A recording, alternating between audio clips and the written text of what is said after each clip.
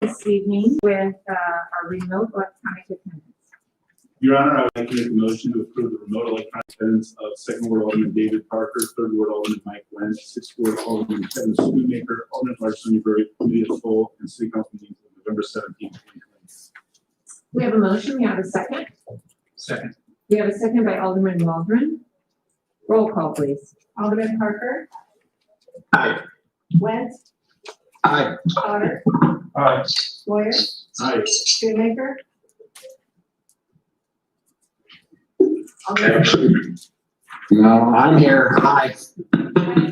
Thanks, there he is. Alderman Waldron. Aye. Bird, Aye. Williams. 8 ayes, no nays. That motion carries. Oops, sorry.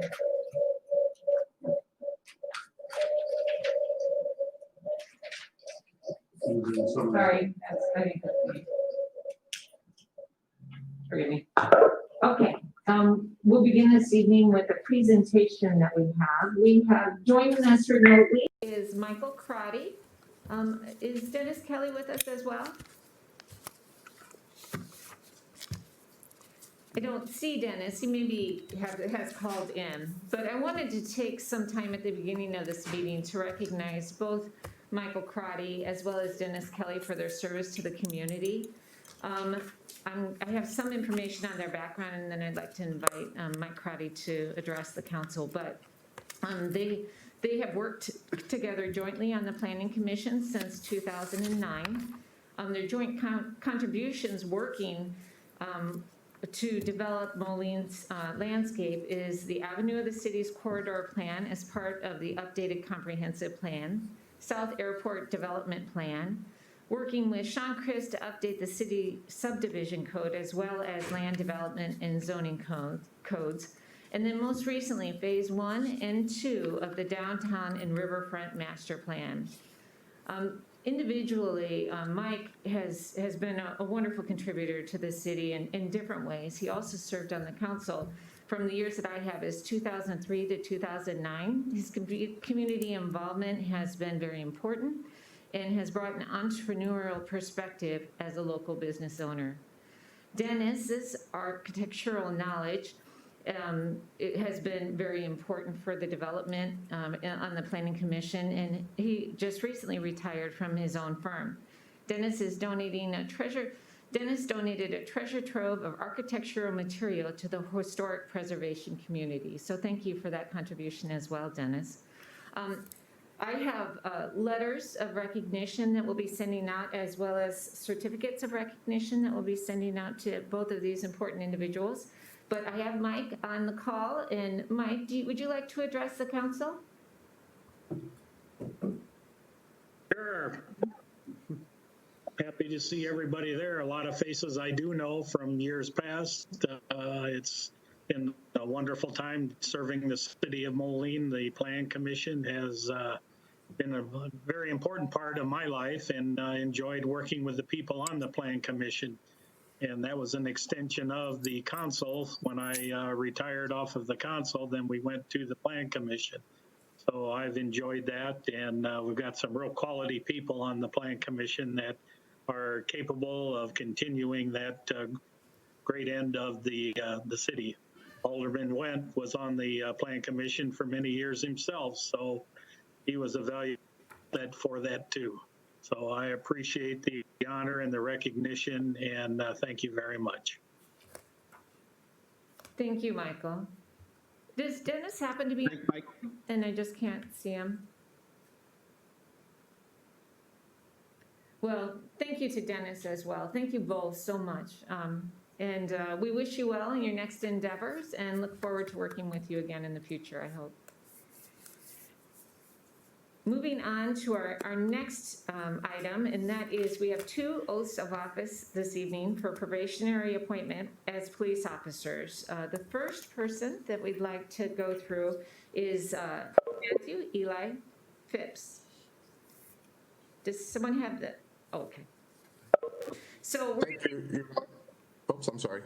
Hi, Chief. Do you want to talk first? Yeah, Okay. I'd like to just introduce Mr. Phipps to the City Council. Our first officer being sworn in tonight is Matthew Phipps. He was born and raised in Chicago, Illinois, and is a graduate of the Percy L. Julian High School. After high school, he enrolled in the Army National Guard and is currently an active Guard member and ranked as a Specialist E4. Prior to receiving employment with the City of Moline, he was employed at the East Moline Correctional Center as a correctional officer. He has a 10-year-old girl and a 16-year-old son. Yesterday was Matthew's first day, and we're looking forward to him being sworn in tonight. He's going to be a fantastic addition to the Moline Police Department. We're very happy to have him aboard. Thank you, Chief, and thank you, Eli, for joining us. I'd like to do your oath of office. Yes, Do you ma'am. have a copy of it there? Yes, ma'am. Okay, so please raise your right hand.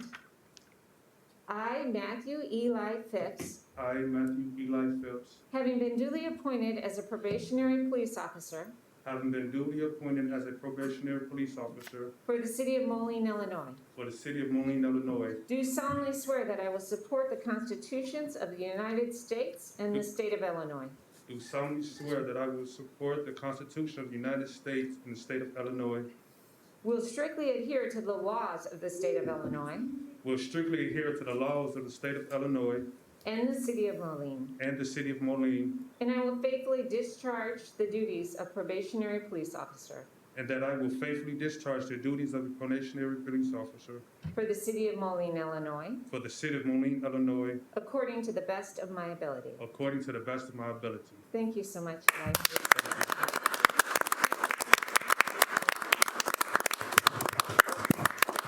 Officer, would you please sign both of the documents that are in front of you? So And then there's you just get- one, Your Honor. This There's one's only for one? Brianna, yes. No, So there now should I would be like two. to invite There should have been two. Shay and Eli's daughter, Kay, up here to pin his badge on.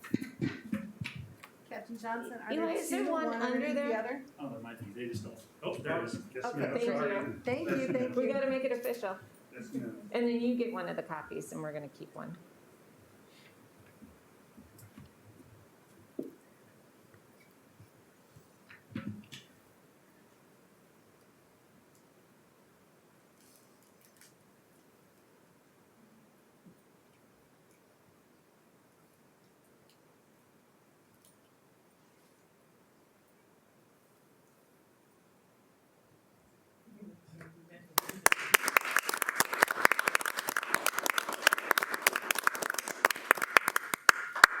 Thank you, Officer Phipps. Thank you, for ma'am. your Thank service. you, I appreciate it. Thank you all.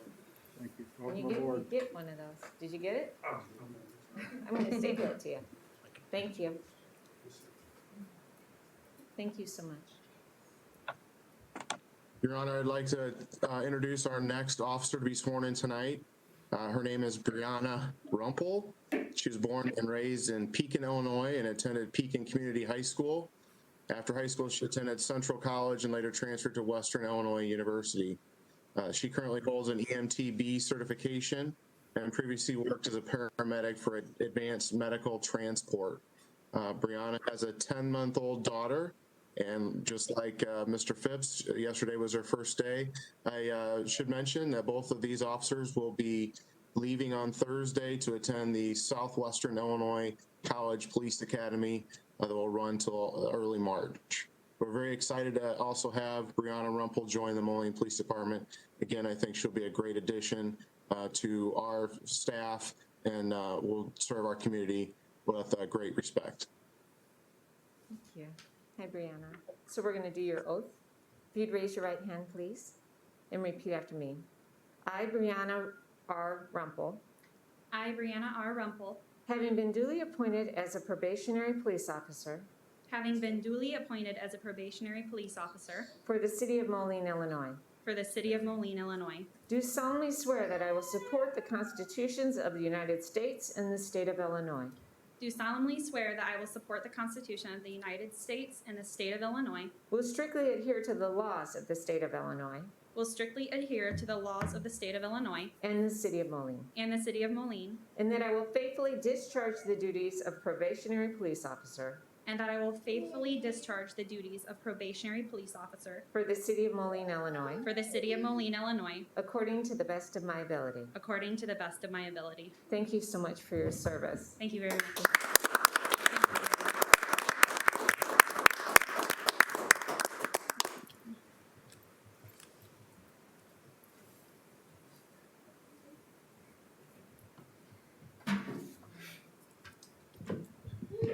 I would now like to invite Brianna's family, her mother Renee, and her daughter Brecklin to pin her badge on.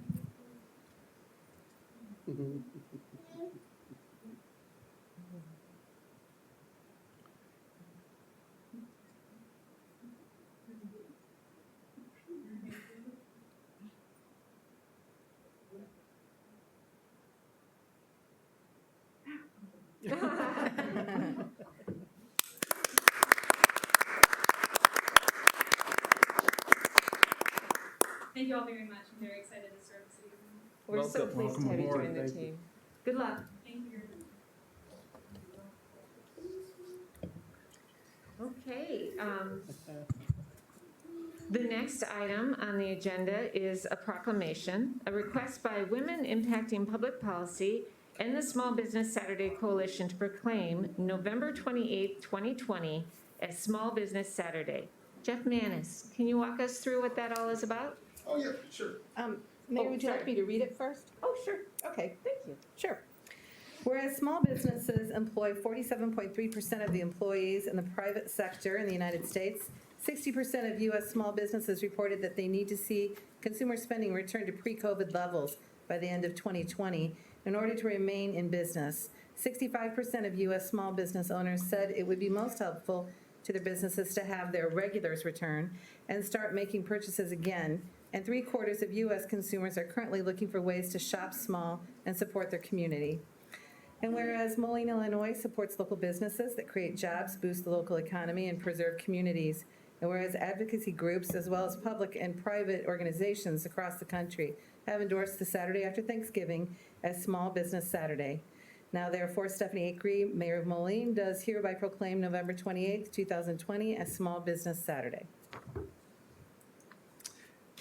Thank you, Your Honor, and to all of the other members of City Council for this opportunity to take the podium here tonight and speak on behalf of the City of Moline small business community. I usually prefer to speak off the cuff with public speaking opportunities of this nature, but with the recent announcement of the state of Illinois' transition into a statewide COVID-19 Tier 3 mitigation, I felt compelled to put pen to paper. Everything that Janine articulated when she recited tonight's proclamation could not be more accurate. And thank you for doing so, Madam Clerk. The hardships that each and every one of our city's small businesses have endured since the onset of the COVID-19 pandemic have absolutely rattled their sustainable business models to their foundation. From the many, many personal conversations that I have had with our community's small businesses, not only in downtown, but throughout the many Moline business districts, I can speak firsthand that the vast majority of them are greatly concerned about their businesses' sustainable futures. That said, Moline businesses are the heart and soul of our community, and their resilience have undoubtedly shown through during this COVID-19 pandemic. Our city's small business owners are remarkably innovative by design. It is in their DNA.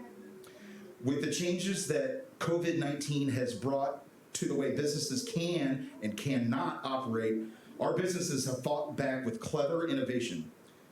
For example, many establishments have managed to quickly implement new takeout and delivery options since their dining rooms have been only able to operate with limited capacity or most recently forced to close entirely. Throughout all of the specifics of this incredibly complicated year for business, I would like to take this moment to speak on behalf of our city's small businesses to commend the Moline City Council and staff for all of your efforts to support them through these trying and difficult times. Through a series of unanimous council motions, actions, and approvals, you've all been able to complement our small businesses with such situations as creating safe and healthy outdoor dining opportunities, sustain their business through stay-at-home orders with the lowest of interest COVID-19 microloan programs, and most recently through some creative playmaking with the city's Cures Act funding. Those are just to name a few. Trust me when I say this, that all of your hard work and assertiveness and adaptability through this economic obstacle course that we are all on together does not and is not going unnoticed from Moline's small business community. Personally speaking, I would also like to thank you all for entrusting me with some of these unique opportunities to work on behalf of the city. Speaking of small business, and now I'm actually going to go off the cuff. I'm also excited to announce that Christmas is not actually canceled in downtown Moline this year. I've been working hard with the good people at Mid-American Energy through a sponsorship and a partnership to create what is going to be the first annual and hopefully the only annual downtown Moline Center holiday pop-up. It's going to be essentially a series of scavenger hunts throughout the landscape of our downtown, and I'd encourage you to share it with all your friends, family, and otherwise to help keep downtown Moline in the front of our communities, our region's mind through this holiday season, because they're going to need it. So thank you again, and let me know if you have any questions or comments. Thank you, Jeff. I appreciate Absolutely. appreciate that information. Thank you. Your Honor? Yes, Alderman Schoonmaker? Oh, Alderman Nguyen. Yeah, it just, I know you started working through that, the Cures money. How many establishments were you able to reach out to and connect and assist in that first week or so that was available to our bars and restaurants? Thank you for the question, Alderman Nguyen. I am proud to say that I had, through a series of either actual phone calls, emails, text messages, literally going to Facebook Instant Messenger, I'm proud to say that I was able to reach out to, at least attempt to reach out to 98 businesses. I was able to talk to, after it was all said and done, 78 of them. Like personal conversations, I thought that was an important aspect of the customer service approach to this program. And as we sit here today, and there's more on the way, there's been 55 approved transactions through Cures Act funding for our bars and restaurants in the city of Moline. Thank you very much for your hard work. I know that that's a yeoman's work to do in that limited amount of time, but with everything that's going on, acting quick is unbelievably important, and having the great communication that you've got with them is equally important. So thank you so much for all your hard work to get that done. The honor's all mine, and additionally, the contracts and the invoices have begun to roll out. We're now through half of them today, and the other half are going to be getting delivered tomorrow. Thank you, Jeff, and really thank you for your service. I had a meeting with one of those small businesses today, and they spoke very highly about your personal touch and how comforted it was to them that you were so engaged in their success. So thank you very much. My honor to work on behalf of the city could not be understated. Thank you so much. Thanks, Jeff. Have a good evening. Good luck. You too. So we have a couple of questions on the agenda, and that is that we will be removing items 2 and 3 from the committee of the whole this evening. Are there any other questions on the agenda? Hearing none, we're going to begin with our agenda items, and I just want to give you the heads up that as we did in our previous meeting, we are going to take a break at the top of the hour, or as close to the top of the hour as we can navigate, just to keep us all fresh for this fairly long meeting that's ahead of us. Okay, so item 1, Center for Youth and Family Solutions Agreement Amendment. Chief Galt. Thank you, Mayor. I'm back before you with a slight amendment to our agreement that was passed back in August for our partnership with Center for Youth and Family Solutions on our social work program. And before I get into that, I just want to tell you how fantastic this program has been so far. I received an update from Sergeant Nick Wade last week, and he had told me that we already have made 325 referrals through November 12th. And if you remember from the presentation that we did for you to get this going, we averaged about 30 a year, maybe 60 at the high side. And again, we're at 325. So I would like to really, extend my thanks to the team that has been working really hard on this, to include the Center for Youth and Family Solutions staff, but also Sergeant Nick Wade has been very instrumental in getting that program up and running. And then his team members as well. Doreen Adelfinger, our investigative secretary, has done yeoman's work on keeping track of all the stats. And we're excited to move forward and get more involved out in the field. But with that, we would like, or particularly Center for Youth and Family Solutions, would like to raise their minimum liability insurance coverage that's in the contract. So I'll just really quickly just point it out to you. They'd like to raise their minimum liability insurance. And again, this is on them, not us. It's not costing the city of Moline any money. This is really, they just want to amend the contract so that it's clear in there what liability insurance coverage that they're required to have. So increasing their professional liability and coverage for up to $1 million from $200,000. Their commercial general umbrella liability insurance up to $1 million, and a $5 million commercial umbrella liability insurance coverage with a $2 million abuse sublimit, business auto up to $1 million. And so pretty simple. We'd just like to amend that contract. The staff recommends approval. Motion to approve. Second. We have a motion by Alderman Moyer and a second by Alderman Williams. Is there any discussion on this item? Alderman Witt. Thank you, Your Honor. I am obviously in support of this, but I just really wanted to thank Chief Galt and his team.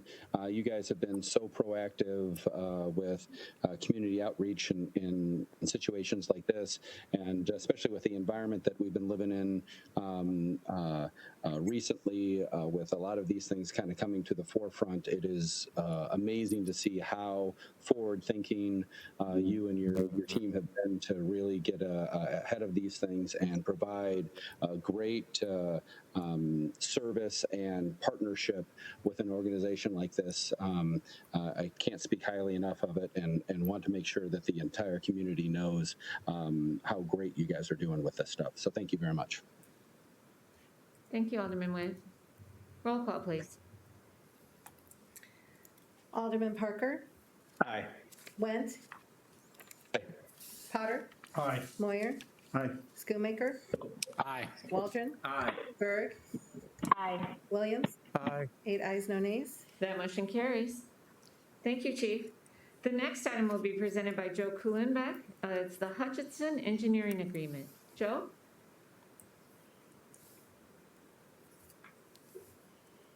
Do we have Joe on the call? He's there. He's there. Can you hear me? We can hear you now. Okay, thank you. I learned that trick last week. Let's see, what I got for you guys today, this evening, is a proposal from Hutchinson Engineering. This engineering contract is the engineering for two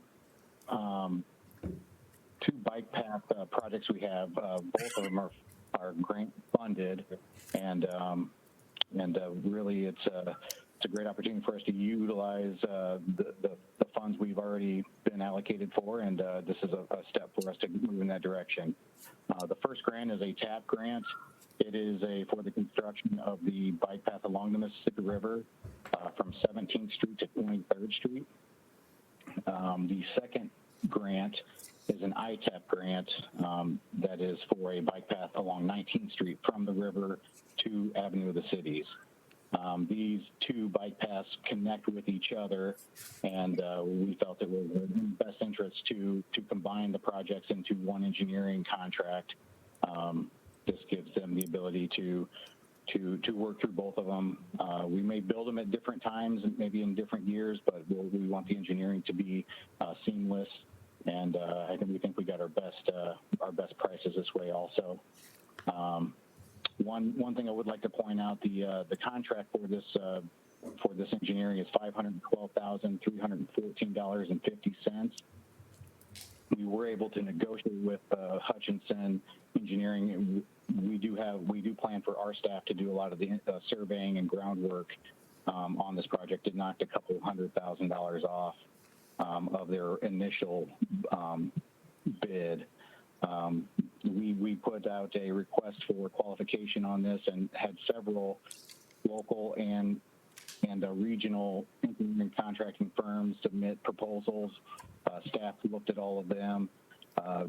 We ranked them and did our best to pick who we felt was the best for this project, and we feel confident Hutchinson is going to provide us with the best overall engineering for both of these bike path projects.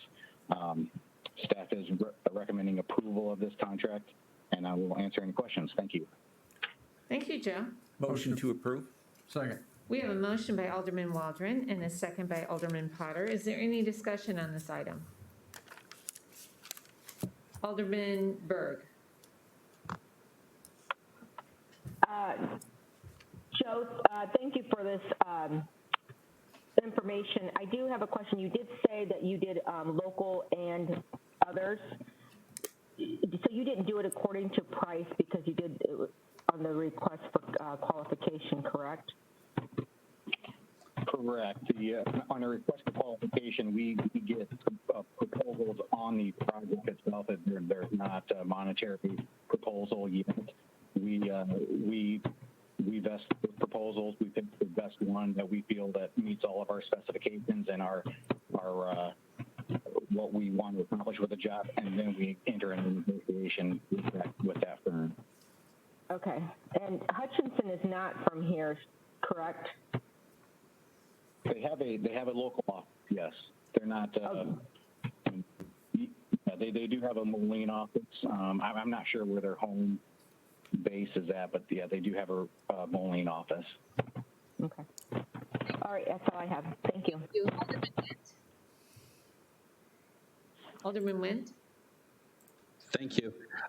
Hey, Joe, can you remind me? I know that like the main thrust of the plan was to go down 19th, but there was also an alternative that was designed into the Sam Schwartz's proposal that kind of went around over to 23rd. Is that also going to be part of this design? I mean, this is about, I don't know, 16% of the total budget of this these two grants. I was just curious if it was going to cover the engineering for kind of both approaches, or is it just the one down 19th? It is for both approaches, and because they connect and because they become one, we felt that was our best approach to have the engineering on both done by the same firm, and then they can connect them how they feel best, and we only have to really work with one too with any kind of changes or proposals that we have to go back with them. That communication, that ability to work with one firm is going to be a benefit. Oh, sorry. Can I follow up? Yes, please. Yep. I know it's the connecting of the bike path along the river and 19th, but the Sam Schwartz also had coming down to 7th, going straight down 19th, and then coming around 7th, around, I guess, by Gospel Temple, and coming down 23rd to also connect down there as an alternative path. That's the one I'm talking about. Is that engineered in this as well?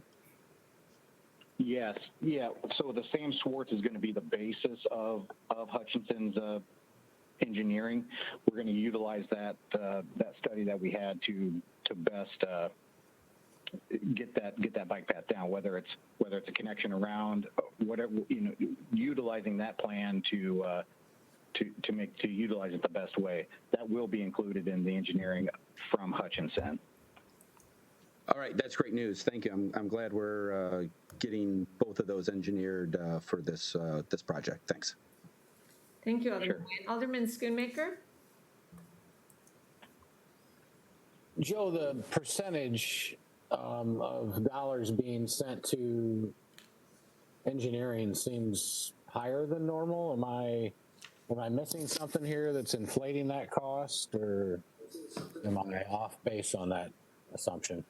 No, you're correct. The percentage is high. I think it's in the 16-17% range, and I think it's because of the complexity of the project. It's not a we're connecting and crossing many intersections. We know that the road or the path is not as big as a typical road, but all those connections and intersections, I mean, all those things still add to the complexity of the design, and I think that's probably why we're seeing the inflated percentage of the design cost. Follow up, Your Honor. Yes, please. Were the other bids comparably high, or did we select this one because of some other reason? We are not able to enter into a bidding a bid agreement or bid war or bid process, I suppose. When we have the request for qualification, we choose that firm based on the qualifications, and then we enter a negotiation. If we felt like the prices were not going to be, we couldn't come to that reasonable agreement, then we would move on to the next firm and begin that negotiation as well. We did have those discussions, but we did feel because of the complexity that we were going to enter and we were going to find the same cost, same percentages for the engineering going forward. So we still felt comfortable with Hutchinson. Thanks, Joe. Are there any other questions for Joe? Roll call, please. Alderman Parker? Aye. Went? Aye. Potter? Aye. Moyer? Aye. Schoonmaker? Aye. Waldron? Aye. Bird? Aye. Williams? Aye. 8 ayes, no nays. That motion carries. Thank you, Joe. The next two items. Thank you. Thank you. Will be presented by Allison Fleming. The first item is item number 5, liability insurance renewal. Thank you, Your Honor. Staff is seeking approval of a 1-year renewal with USI as our insurance broker and seeking to bind coverage with IPMG using the ICMRT insurance pool for liability, property, and workers' compensation, and Tokyo Marine for cyber liability coverage. And I believe John Barrett and or Tammy Wakefield with USI are also on the call in case you have any technical questions.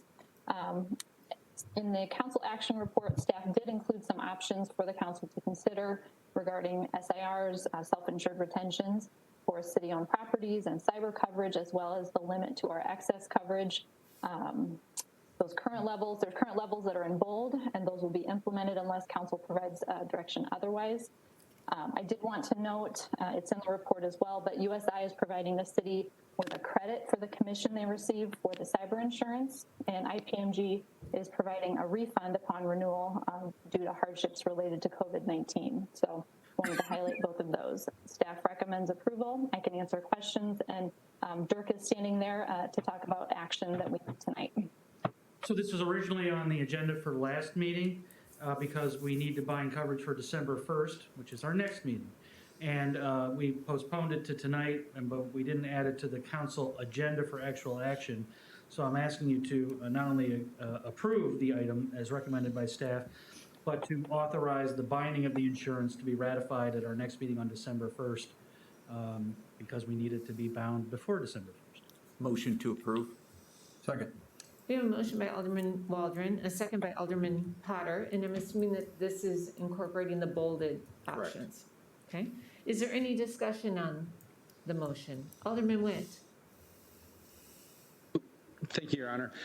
Allison, I know that it said that these were the options that we currently have. Are those the options that staff would recommend that we stick with? Or are any of these, do you think, need to be tweaked?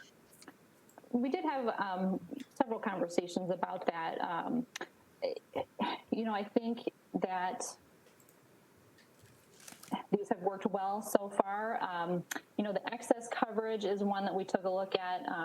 There is an additional cost if we increase the limit to $15 million for each of those lines of coverage. We have a fantastic police department, but law enforcement liability is something that's in the news quite frequently, so that one always gives me pause. But these would be our recommendations, the bolded options, but we wanted to let the council actually weigh in and provide feedback on if you wanted to change any of these. Does anyone else have any questions? Roll call, please. Alderman Parker? Aye. Went? Aye. Potter? Aye. Moyer? Aye. Schoonmaker? Aye. Waldron? Aye. Berg? Aye. Williams? Aye. 8 ayes, no nays. That motion carries. The next item is item number 6, occupational health renewal. Allison? Thank you. Staff is seeking approval of a 3-year renewal with Genesis Occupational Health for occupational health services, including medical director oversight of the on-site nurse program, as well as contract pricing for services provided at their Moline location. Genesis Occupational Health has agreed to decrease their fees for the on-site nurse program, which will save $6,600 over the life of the contract. I know $6,600 doesn't sound like a lot, but I will take every little bit. They've also agreed not to increase rates for the other services they've provided, such as pre-employment physicals, functional screens, treatment of work-related injuries. I do want to add, is just kind of as a side note, that our on-site nurse has been absolutely pivotal in the city's management of the COVID-19 pandemic. Nurse Joyce takes calls day and night, weekends, holidays. She's been instrumental in keeping our employees safe. So she's my connection to the healthcare industry, and I think we just can't thank our healthcare workers enough. So with that, staff recommends approval of the agreement with Genesis. I can answer any questions, and again, Dirk is going to talk about action needed this evening. As with the liability insurance, this was originally up last week. We postponed it to tonight, and it'll be the same thing. We need you to approve it with the recognition that it'll be bound, and then we'll ratify that actual action at the next meeting. Motion to approve? Second. We have a motion by Alderman Waldron, a second by Alderman Potter. Is there any discussion on this item? Alderman Wendt. Allison, remind me, I think a few years ago, this used to be a staff person, like an employee, and then we went to this outsourced service. This is maybe the first renewal since then. How is it different? How is it working out? It sounds like it's going fairly well, but I just want to make sure that this approach is providing the service that we want to all of our employees. Sure. Yeah. No, great memory. We used to have this position in-house. We looked at this several years ago and decided it made more sense to have it contracted through Genesis Occupational Health. We in the first year, I believe, I don't have that PowerPoint in front of me, but in the first year, maybe even the second year, it would have saved us a little bit of money to keep it in-house. But if you looked at the big picture, it made more sense to outsource it. The other big benefit when I made that recommendation several years ago was the software. We were utilizing software in-house. We had contracted with a company. They were going to increase the fees substantially. By partnering with Genesis Occupational Health, the nurse has access to their software, it ties into the Genesis network, I suppose you could call it. So I think that it's a much better setup having it through Genesis. I will say too that sticking with Genesis allows us to keep the same nurse on site. And I think anytime you can have a nurse or a medical professional that you trust and you've had a relationship built with, who knows your operations and employees, I think that's always a good thing to keep that person. So she's employed through Genesis, so renewing this contract allows us to keep that specific person on site as well. Alderman Nguyen? Yeah, just a quick follow-up, and I think that is great. And I think maybe another advantage might be if she's unavailable or if she happened to go into quarantine, that they backfill. So we, if you just had one staff person, if they were taken out or weren't able to be there or were on vacation, we didn't have anybody there. But now we can make sure that we always have someone there for for our employees, especially during this time of a pandemic, that we always are covered. So I appreciate you bringing this and making that change. I think that was really forward thinking, and I think ultimately wound up with a much better product for our employees. So thank you very much. Thank you. Are there any other comments or questions? Roll call, please. Alderman Parker, Aye. Went, Aye. Potter, Aye. Moyer, Aye. Schoonmaker, Aye. Waldron, Aye. Alderman Berg, Aye. Williams. 8 Aye. ayes. That motion carries. Thank you. Thank you very much, Allison. The next item is item number 7, amending Chapter 24 of the Moline Code of Ordinances regarding layoffs. Dirk Price. Thank you, Mayor. This is in response to the direction of the mayor and council. As we discussed, during COVID and the stress it's placed on the city, it revealed certain faults and fractures in our processes. One of them being, we've got the projected shortfalls that Carol reported to the council on revenues, how to deal with them. JD was working through a plan where we were about $6 million, and then council directed JD to come back with a plan for possibly $10 million in shortfall. And in that process of thinking through things, sharing things with council, supposals, I guess you would call them, or proposals or possible things that included the possibility of layoffs, somehow that got to be misunderstood, and that is compounded by the fact that the Code of Ordinances now places layoffs in a decentralized way, that directors are charged with the duty of doing layoffs if there's a lack of funds or a lack of work. But it doesn't provide a process for determining when there is actually a lack of funds or lack of work. So the threat that we were $10 million lacking in funds, a need to fill that, JD thinking about the different things he was presenting as a work in progress, somehow that got to the employees where they were fearful for their jobs. We saw that in the reporting about the health inspector, even though that was filled in by the county. We saw that, I reported on that earlier about the risk management group. So one of the directions you all gave me, the mayor asked for and council agreed, was to take the decision-making process and make sure that it's express and explicit, so that if in the future you're having to deal with possible things, there's not going to be a layoff until council finds, as I've written it now, that there is a lack of work or lack of funds, and the number of people to be laid off. We'll still have to do, as the ordinance says, deal with all the collective bargaining agreements and so forth, but in this way there won't be a misunderstanding that a director trying to backfill and fill in what might be considered a lack of funds, that it gets out ahead of us. We want to have our employees focused on serving the residents, not on worrying about their jobs, and the only way we keep them focused on serving the residents is to give them some assurance that it's not going to happen until it's here publicly, regardless of what's discussed in executive session about how we're trying to deal with the crisis and performance, that it won't be until it's publicly discussed and authorized is there a possibility of layoffs, trying to take out strengthen some of those faults that the COVID pressure has revealed. So I presented an amended section to try and fill those faults. Do you recommend approval? I do. Is there a motion to approve? Motion to approve. Second. Okay, so we have a motion on the floor by Alderman Waldron. We have a second by Alderman Parker. Is there any discussion on this item? Your Honor, Alderman Waldron. how does this relate to the two boards, Parks and Library? So Parks is covered by this. They have, the Park Board is a subsidiary, if you will, in the ordinance that created it and the state statutes behind it make it subservient to the city council, and moreover, that Park Board has adopted the personnel code, which is chapter 24. The library remains independent. The statute and the ordinance that created them is a different recipe, if you will, than the Park Board. I've used the analogy before. They're a 22-year-old living at home.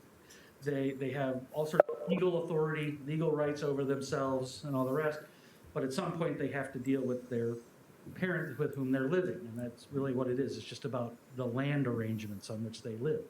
Otherwise, they are in charge. So they can adopt something similar if they wish, but this is not binding on the library.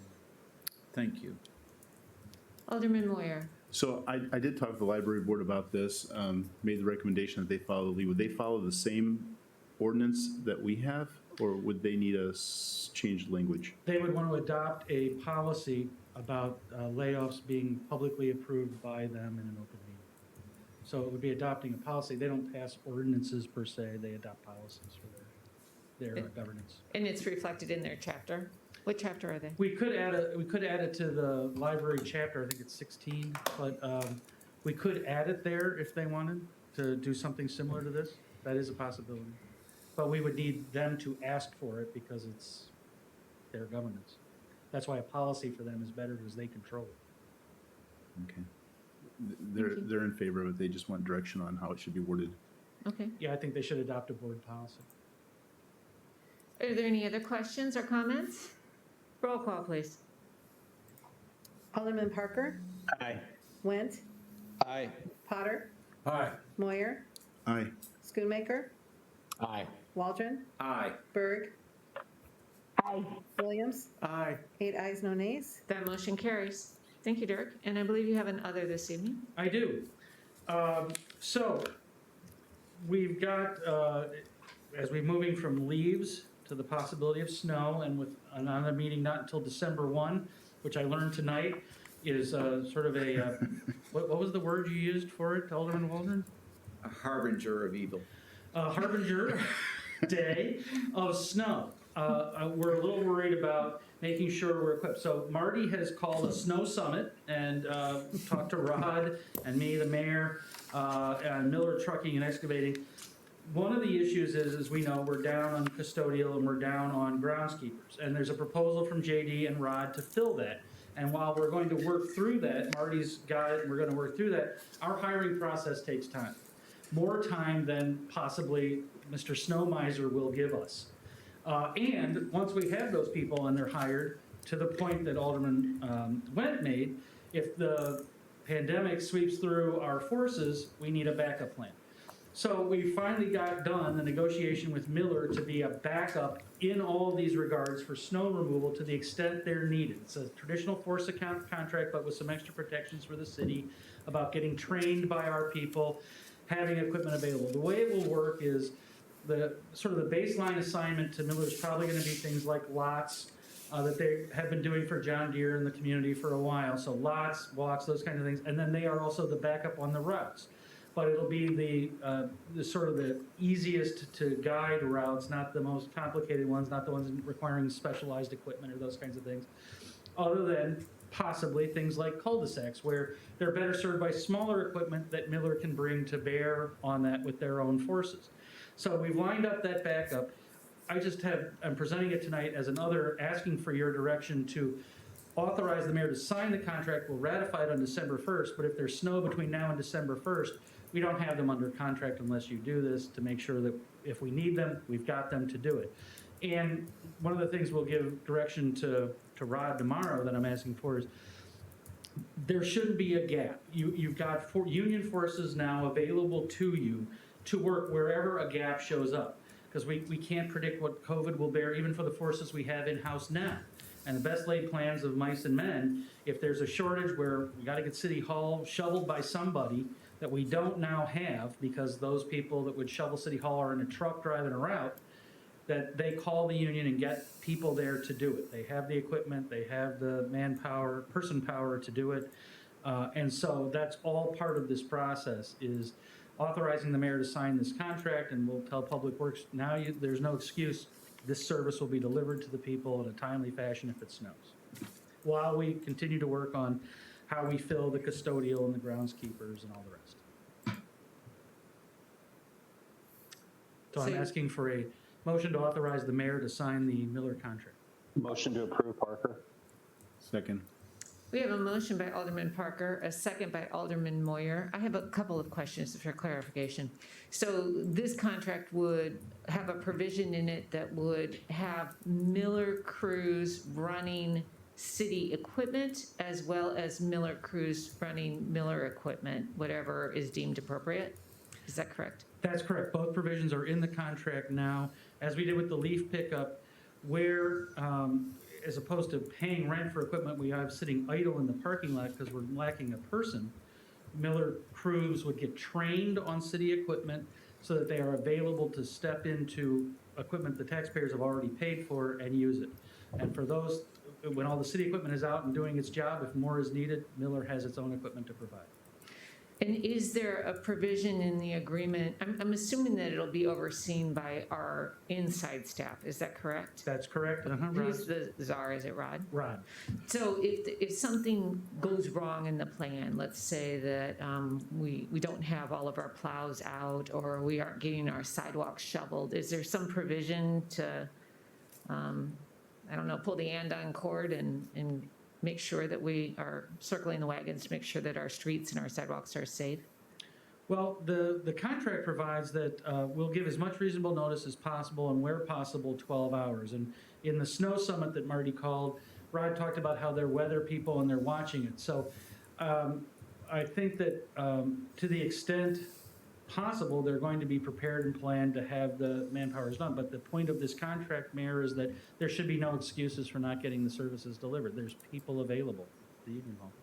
Okay. I want to make sure that we have everything in place that we need to have in place, that if there is a problem, and council needs to respond in some way to make sure that something is available or covered, that's clear to staff that, those calls can be made, whatever. I just want to make sure that we're covered. That is, in fact, what this contract does, is it provides resources to Rod to call out whatever he needs, resources in terms of personnel and equipment if he needs it. Perfect. But the general understanding is we'll use the equipment the city already owns where possible, and if we're short of our own city personnel for whatever reason, now you have a place to go get them. Okay, thank you. Are there any other questions? Alderman Nguyen.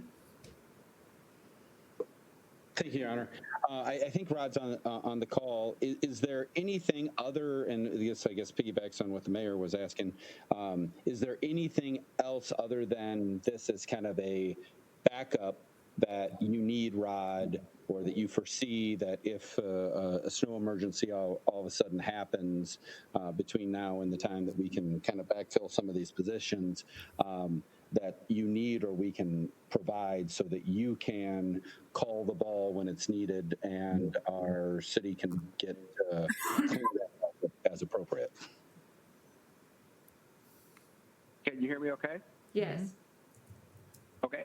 Basically, what I will be doing is as we see the weather's coming, we will evaluate the staff that we have, and then I'll go ahead and essentially alert Miller and have them basically have people on their standby ready to roll. This won't be a situation where we're going to wait for snow to fly to notify Miller to be prepared.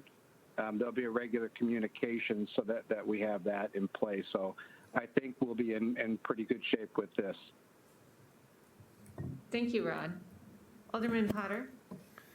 Rod, so what you're saying is that it's basically going to be handled the way it normally would have been with the personnel that we would have had on site, and that the call time will be essentially the same? That will be the goal. And we'll certainly, like I said, there'll be regular communication between myself and Miller Trucking. As Dirk had mentioned, we begin at this time of the year, and Alderman Waldron can assure you as well, we watch the weather like crazy.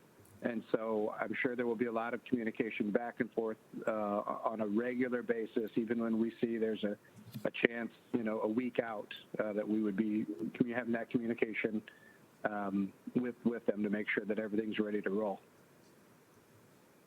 Any other questions? Roll call, please.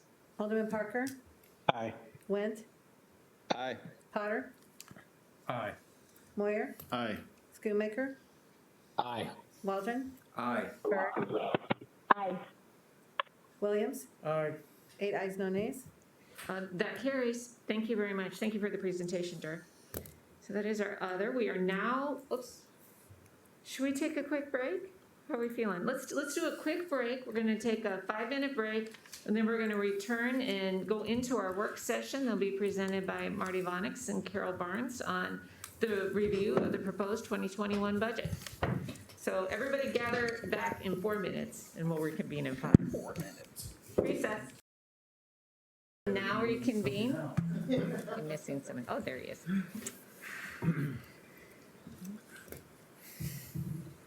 Can everybody hear okay? All right, we are now going into our work session. Take it away, Marty. Thank you, Mayor. Thank you, City Council. I want to thank you all for not only spending a lot of time last week, but thank you in advance for spending another hour or so tonight. So we want to finish going through the budget and answer any questions you might have. There's a couple decision points that we'll have to make as well. So tonight, what we need to do is approve the 2021 budget as presented and modified by you after your input. This is because we have to publish this by November 25th for adoption by the end of the year. So Carol's going to get you into some more detail here in a second. So I just want to summarize from last week the GovHR summary, or we reviewed and reviewed recommendations, and we've developed an implementation plan for each of those recommendations. You should have all received that from me today, along with CIP, which we'll also address. We looked at the engineering department, building department, human resources, and information technology. And again, that was a lot of work, and we really appreciate the time that the City Council and Mayor that you took in asking the right questions and going through all those things and presenting information. Alderman Potter, did you have a question? We didn't have an opportunity to discuss it, but I'm assuming that you're referring to the white paper with regard to the engineering department? That's going to come up, I think, a little bit later. The white paper regarding how we get from one year to the next. Okay. Is that what you're asking about? Sure. Yes, okay. We also established the levy amount at $15,803,922. This is a reduction of approximately $100,000 over last year, and established the levy rate at 2.01313. So here we are. The first two things we're going to talk about tonight are the library and the parks. So those are some decision points. And I'm going to let Carol go through this part, right? Mm-hmm. Yeah, okay. Yeah, I'm happy to. Yeah, we kind of left off a week ago here with the library and parks. So I'd like to review kind of the status of where we were at. With our last discussion, it was brought up for us to come back that if the library and or parks is needing additional funding, for us to bring back what those dollar amounts would be. And so I met with Brian, and we talked at length all week, a couple of different days. And the bottom line is, they are not asking for any additional funding for 2021. They currently have a fund balance carrying forward from 20 of $384,000.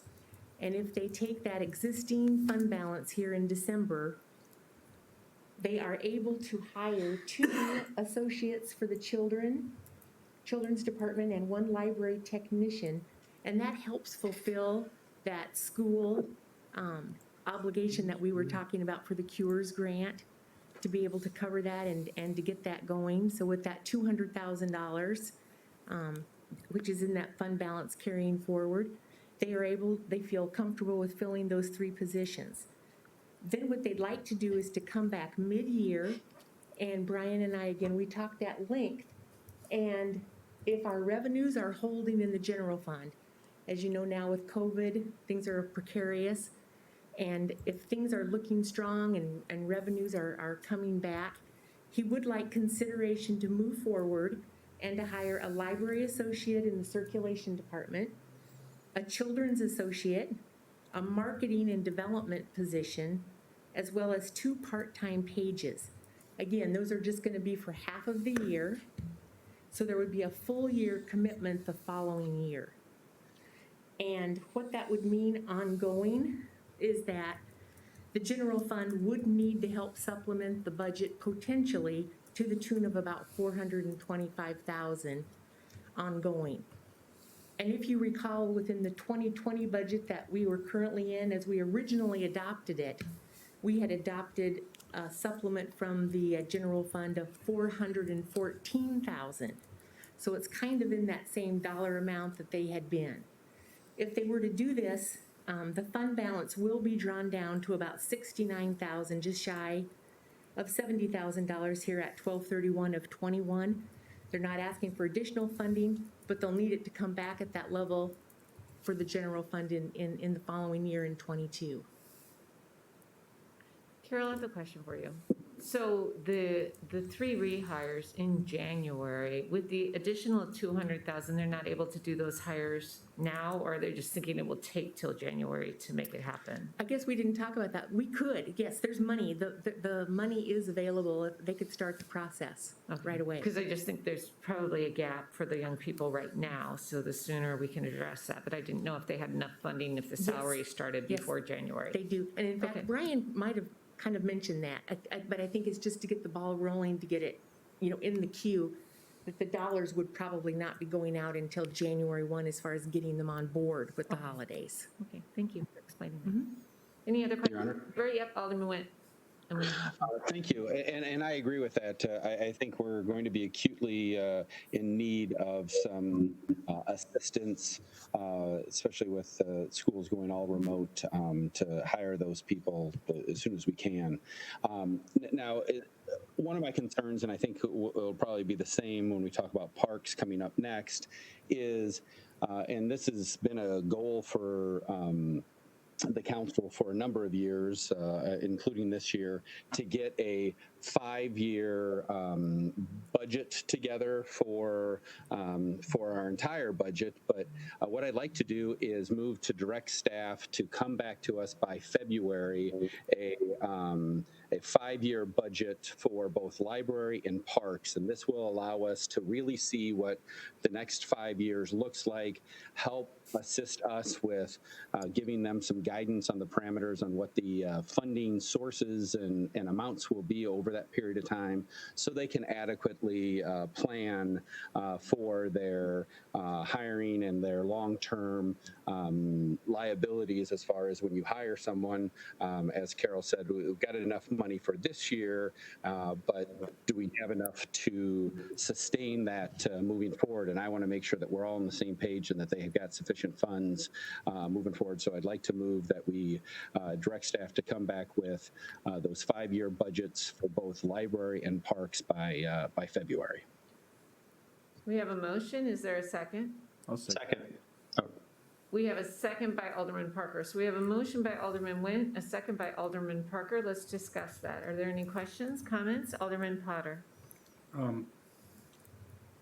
I don't see any need for this. I think, right there, Brian's telling us that, if we commit ourselves to this additional staffing this year, that they can cover with reserves, that we can look up there and see it's going to be an additional $500,000 annually. That's what it's going to take to run the library at the level that the community wants it. And I think the parks, we know what we're dealing with there. They basically have a status quo budget every year that only changes by the amount that personnel costs go up. So I'm not going to be supportive of this. I think we have a pretty good idea what we're looking at. Are there any other comments or questions? Alderman Waldron. I'm probably in support of it. It is difficult to do a 5-year budget. It's similar to doing a 5-year capital improvement program. I think you can lock into the year you're in. The next year is probably about 95%, and then you lose a percentage as you go. As long as we're not holding in those numbers for 5 years because COVID happened, stuff like that, I think I can support it. Thank you. Thank you. Anybody else? Alderman Moyer. Yeah, I think it's a great idea because it gives them a chance to propose out in the future, and it gives us a chance to do a little bit more visioning And, I think if we're going to get to that level where we're visioning and leading out in front of it, we really need to know 5 years in advance. So I'm supportive of it. Thank you. Any other comments or questions? Roll call, please. Alderman Parker? Aye. Lynch? Aye. Potter? Nay. Moyer? Aye. Schoonmaker? Aye. Wilson? Aye. Berg? Aye. Williams? Aye. 7 ayes, 1 nay. That motion carries. I believe Alderman Parker had a comment. Thank you. Brian, are you on the phone? Maybe not. Yeah, Anyways, He was there. Yes, I'm on. oh, okay, great. So looking under the second major bullet point, the marketing and development person, is that Kelly's job? Was that Kelly's job? Yes, that's correct. And so that's vacant right now, correct? Yes, it is. I guess my only concern is, that's not even a concern, I suppose. My only desire is for you to look to put that person in place as soon as possible. I know that Kelly did a ton of stuff with grants, Birdies for Charity, and all these things. If we don't hire that person until late summer, I'm not sure, unless you've got someone in place to really start fundraising, which is a huge piece of what you need. I would support the board moving forward with trying to get that right person in place just as soon as possible. There's two pieces to the library. One's, raising money. The other one is taking care of residents. And they're both extremely important, because if you don't have the money, you can't take care of the residents. So I would encourage you and the board to move forward with that position as soon as possible. Thank you, Alderman Parker. Alderman Witt? I'd like to second that.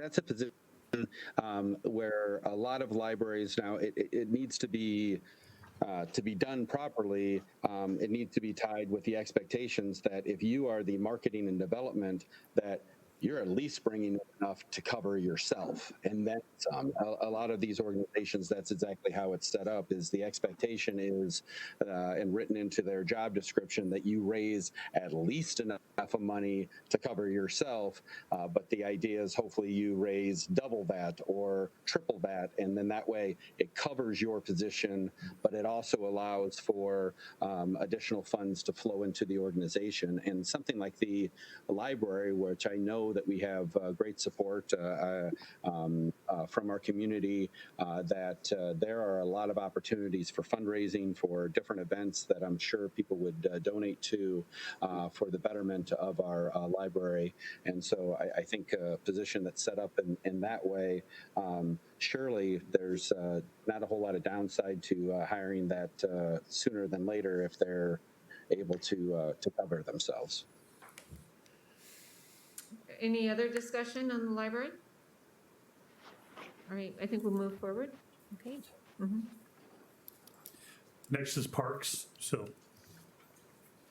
And again, I spent the better part of the week working with Eric, and I know he was back and forth. I think he visited with some of the board members as well. They've spent a lot of time on their budget trying to see how we can make the parks budget whole again. And as Eric and I worked through it, with giving some direction here from the last couple of meetings, is that we would like, the Parks Department would like to move forward with hiring 2 groundskeepers and a crew leader that is currently vacant. And they are wanting to shoot for that April 1st date, more when the actual season begins, as far as the mowing season. And in order to do that, it would require additional funding from the general fund to the tune of about $300,000 in the current 2021 budget. So that would be a drawdown on the general fund. And $50,000 of that would go towards operating. Then they would draw their fund balances down to pay for the remaining balance of those positions. And then the remainder would be for $250,000 of various non-infrastructure projects. And I know there are some improvements to some of the actual parks that the board had hoped for. One thing that Eric and I talked about, and I also had talked to the mayor and Mike went, is that to potentially put a placeholder in our CIP plan. I know we're going to talk about that later tonight. And so that we would actually remove parking lots and some of the surface streets from the Parks Department that the board is currently over, and put them together on a master list with all properties of parking lots and surface streets, and try to come up with an annual funding mechanism. And we're going to show you that. And we worked with the engineering department. They're actually going to do some additional work on that. But potentially, we could start to seed it with about $350,000 annually out of the CIP. And then that would include high priority projects from the park board. And I know this one here, I think that's the Ben Butterworth, one of their parking lots to get resurfaced this coming year. So that would be identified as a high priority that very first year within that bucket. On an ongoing basis, it's $300,000 here in 2021. We anticipate that it would take about $400,000 to be allocated on an ongoing basis, then starting in 2022. And again, we're hopeful that revenues in the general fund will come back. I'll talk to you here in just a second on the next slide where that leaves the general fund balance. If we are to do all these things, the net fund balance at 12/31 of 21 would draw down Parks reserves to about $25,000. So we're kind of depleting it all, trying to keep the transfer from the general fund as low as possible for 2021. So Carol, regarding the parks, so this information is up here in the first page of the park section. I'm trying to find how it correlates. Is this additional revenue? In addition to what's reflected in the statement of revenues expenditures for 2021 projected? Hold on, I need to get back to that tab. Sorry, tab 8. What we did is, we actually removed the original, there was $350,000 in there originally from CIP to parks, and we kind of walked away from that funding, instead making it be $250 from the general fund for CIP and $300 for operating. So it's about $50,000 lighter than what it was shown right here. So what would you be changing on this form, the park fund? Can't figure out where the numbers are coming from. Okay, and which you're on, are you on the first fund, are you on I'm the on fund equity? page 1 of section 8. On the fund equity, for 2021, if we change that $50,000 less funding, instead of coming from CIP, it's coming from the general fund, that takes it down to $120,000, but that does not include the positions. This is page 1. I'm sorry. I'm struggling. Are you following it? I'm just confused. No, I don't see it either. So Carol, on this page, are you on this page? Yes. On the What fund, line are you on? On the fund, are you on the fund balance? It says $170,000 in year 2025 at the bottom right-hand corner. In year 2025? I'm sorry, 2021. I'm so sorry. Okay, the fund balance deficit? No, the fund Yes. balance end of the year at 170. Yes. At 170. Okay. That included 350 from CIP. If we change it and make it be 300,000 instead from the general fund, that brings that balance down to 120, but that did not include these positions. So when we subtract the positions for a part of a year, that brings it down to about $25,000. So where is that, the CIP reflected in this as revenue?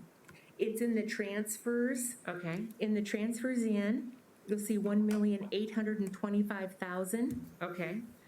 Of that, it's 1.3 million is the difference between the old levy being reduced for pensions and the amount from general that was, I think it was $1,384,000 or something like that. And then there was 350,000 from CIP, so that brings it up to that $1,008,000, the $1,825,000. Okay. So the levy will bring in 1 million? Is that the top? That's the property taxes, yes. Okay. So the levy brings in that, and then The balance is the general fund. Okay, to get to 1.8. Yes. Okay. Everybody else understand? Alderman Potter? So they're requesting an additional $300,000 on top of all of that to fund 2 groundskeepers and a crew leader starting in April. Yes, as well as pay for their capital projects. Yes. I'll make that motion. I'll second that, and I do have a question. Okay, we have a motion by Alderman Potter and a second by Alderman Waldron to proceed as Carol is proposing. Alderman Waldron, what's your question? Educate me again where this is coming from, out of the general fund, or are you going to educate me? I'm happy to educate you. 1.3, I think that's 1.38 million was the other half of the property tax levy that they used to give directly to parks. So it's the 1,091 plus that additional 1.3. That brings them whole to where their levy was in the current year. Then in addition, we'd be asking the general fund to pay for My $300,000. question is, where are you getting the $300,000 out of the general fund? I'm sorry, we would be drawing the general fund balance down. So you're pulling it out of reserves. Yes, and I'll show you the impact on the very next slide. Thank you. I'm so sorry, I didn't answer it easier. It was a quick answer. So their total funding this in 2021 would be the 4.7, or is it something different? For the total expenditures, it would be 4.7 plus, I have it right here, 4.7 plus, part of the crew leader had already been in the budget. They are going to be needing an additional 92,000 for part year for the other 2 positions. So it's about 4.8 Yeah. is what they'll receive in funding, either through drawing down reserves or new revenue. Yes, and the parks, they do have some, they do have some money that they collect like through their different, pool collections, charges for services down at Green Valley. Okay. So is everybody clear on how much funding? Alderman Nguyen? Thank you, Your Honor. And, I mean, there's like the perpetual care fund. There's, I think they were planning on, there's like a $100,000 out of cemetery gifts in there. I mean, so I think that there's a lot of, and I appreciate it, Carol, but it is fairly complicated where all those funds come from. And because of that, they're not looking to hire these people until April. We just passed a motion that said that we wanted to do a 5-year budget, so we know how these things affect not only this year, but next year, and how we're going to fund them and those sorts of things into the future. So what I'd like to do is table this particular motion until February, when staff comes back with a 5-year projection, and at that point make an educated decision based on us having all of the knowledge, because clearly there's some confusion on exactly where all these funds are coming from, and so I'd like to table this until we have a chance to review this in conjunction with that 5-year budget. So does everyone understand, well, it's basically the motion that's being tabled. So that would be, the motion was to modify what's presented here. Is that correct? What was the motion? Staff's My recommendation. motion was to, But the recommendation was to modify it. Right. So Alderman Nguyen, you are tabling that portion of it, but you're still allowing consideration of what's being presented in the book? Because we'll have to make a decision on that so that we know. Oh, absolutely. I mean, this modification, which I think Alderman Potter moved, and then I think it was clarified that it would wind up coming out of general fund or reserves or those sorts of things. I think that modification should be tabled until such time that we're able to look at this 5-year budget and make an educated decision on how this is going to affect the parks long term, because I think we've got some other decisions that are going to be made of taking things, putting them in CIP CIP that were in the budget, funding some things from TIFs. I think that that's going to affect what their budget looks like, and I think that we need to have a much better idea of what that looks like over the next 5 years and how this is going to affect it. And so that's why I'm moving to table it. Okay, I just want to make sure the council understands that we're still going to proceed with something for the park if this tabling is approved. That what the tabling would be is the modification off of the budget as presented. I'll second that table motion. Parker. Because the way I'm thinking is if we don't make the motion now, that we'll be reacting the way we did with the library. We're just moving forward with what was presented in the budget, not the modification. Okay? No? Does that make sense, Alderman Potter? My motion was simply to enhance the budget by, the additional $300,000, as Carol outlined, to pay for 2 additional groundskeepers and a crew leader to improve park operations. Got it. Okay, so we have a motion to table that, and we have a second. So we have a motion by Alderman Nguyen and then a second from Alderman Parker. Roll call, please, on the motion to table. Alderman Parker?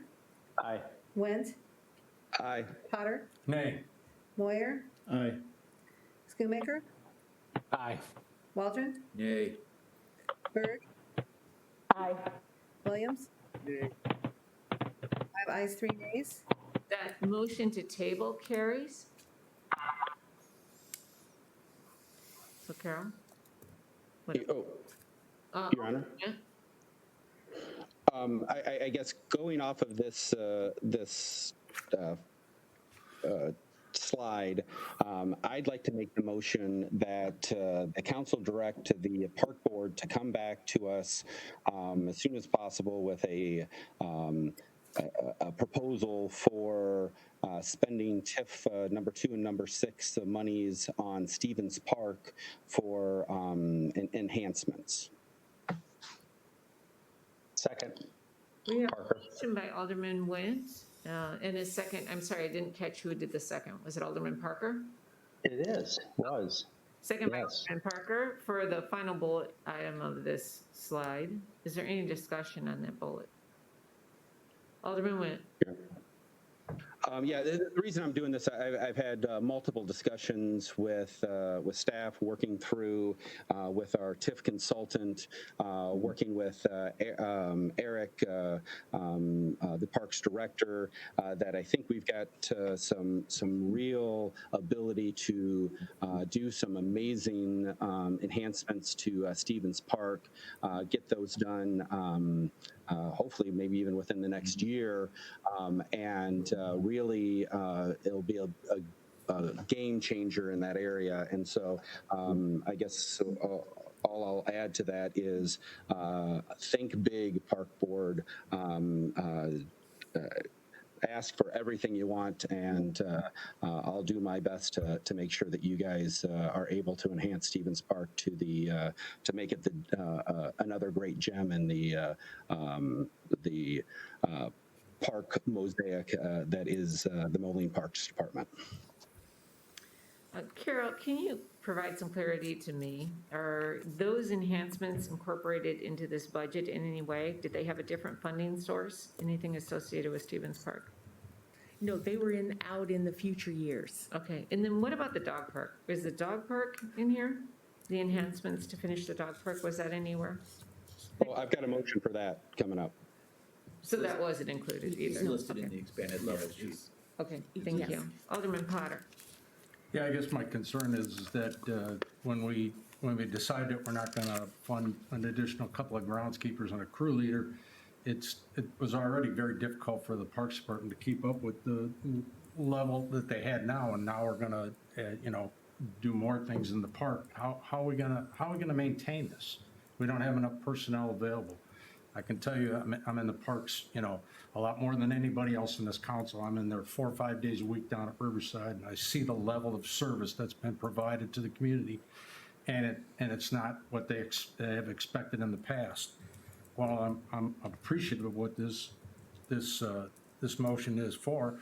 I'm gonna vote no, just because of the fact that we can't maintain our parks if you're not gonna be supportive of backfilling the positions that are vacant. Thank you. Are there any other comments or questions? Your Honor. Alderman Parker? Alderman, just a question. Was Alderman Went going to respond to Alderman Potter? Because I have something a little bit different. Oh, yeah, I'd be happy to. Alderman Went? Yeah, with all due respect, I'm in Prospect Park at least 5 days a week. So as far as utilizing the parks, I hear you. To I guess gauge us based on the level of service during a pandemic, if that's what you want to do, I guess that's your right. But we knew that going into it. We knew that this year was going to be unusual, and unfortunately, we don't know exactly how next year is going to plan out.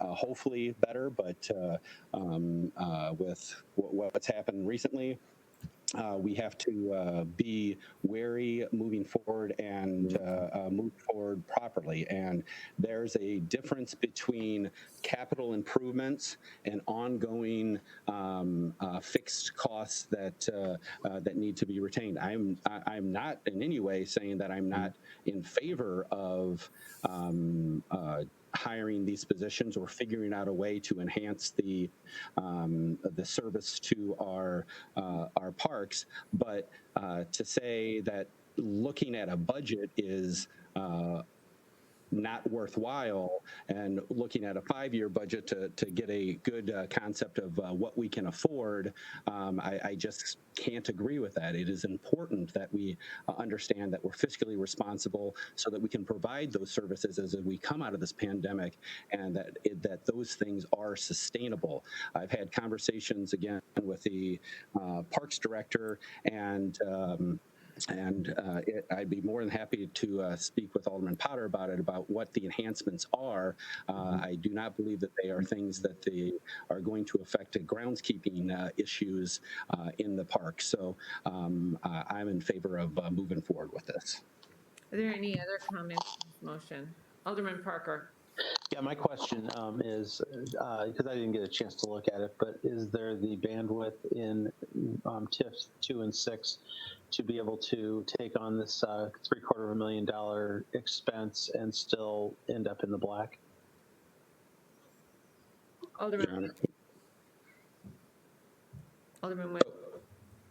Yeah, so with that, Alderman Parker, to answer that, so with TIF number 6, there's somewhere about $3.8 million projected to be in the black in that one, and then another, I don't know, 250,000, 300 in TIF number 2. So there is multiples of that number. So that's why I had said to the park board, dream big. There is ample funds available long-term that those TIFs are generating to really make, again, Stevens Park a gem in the city of Moline.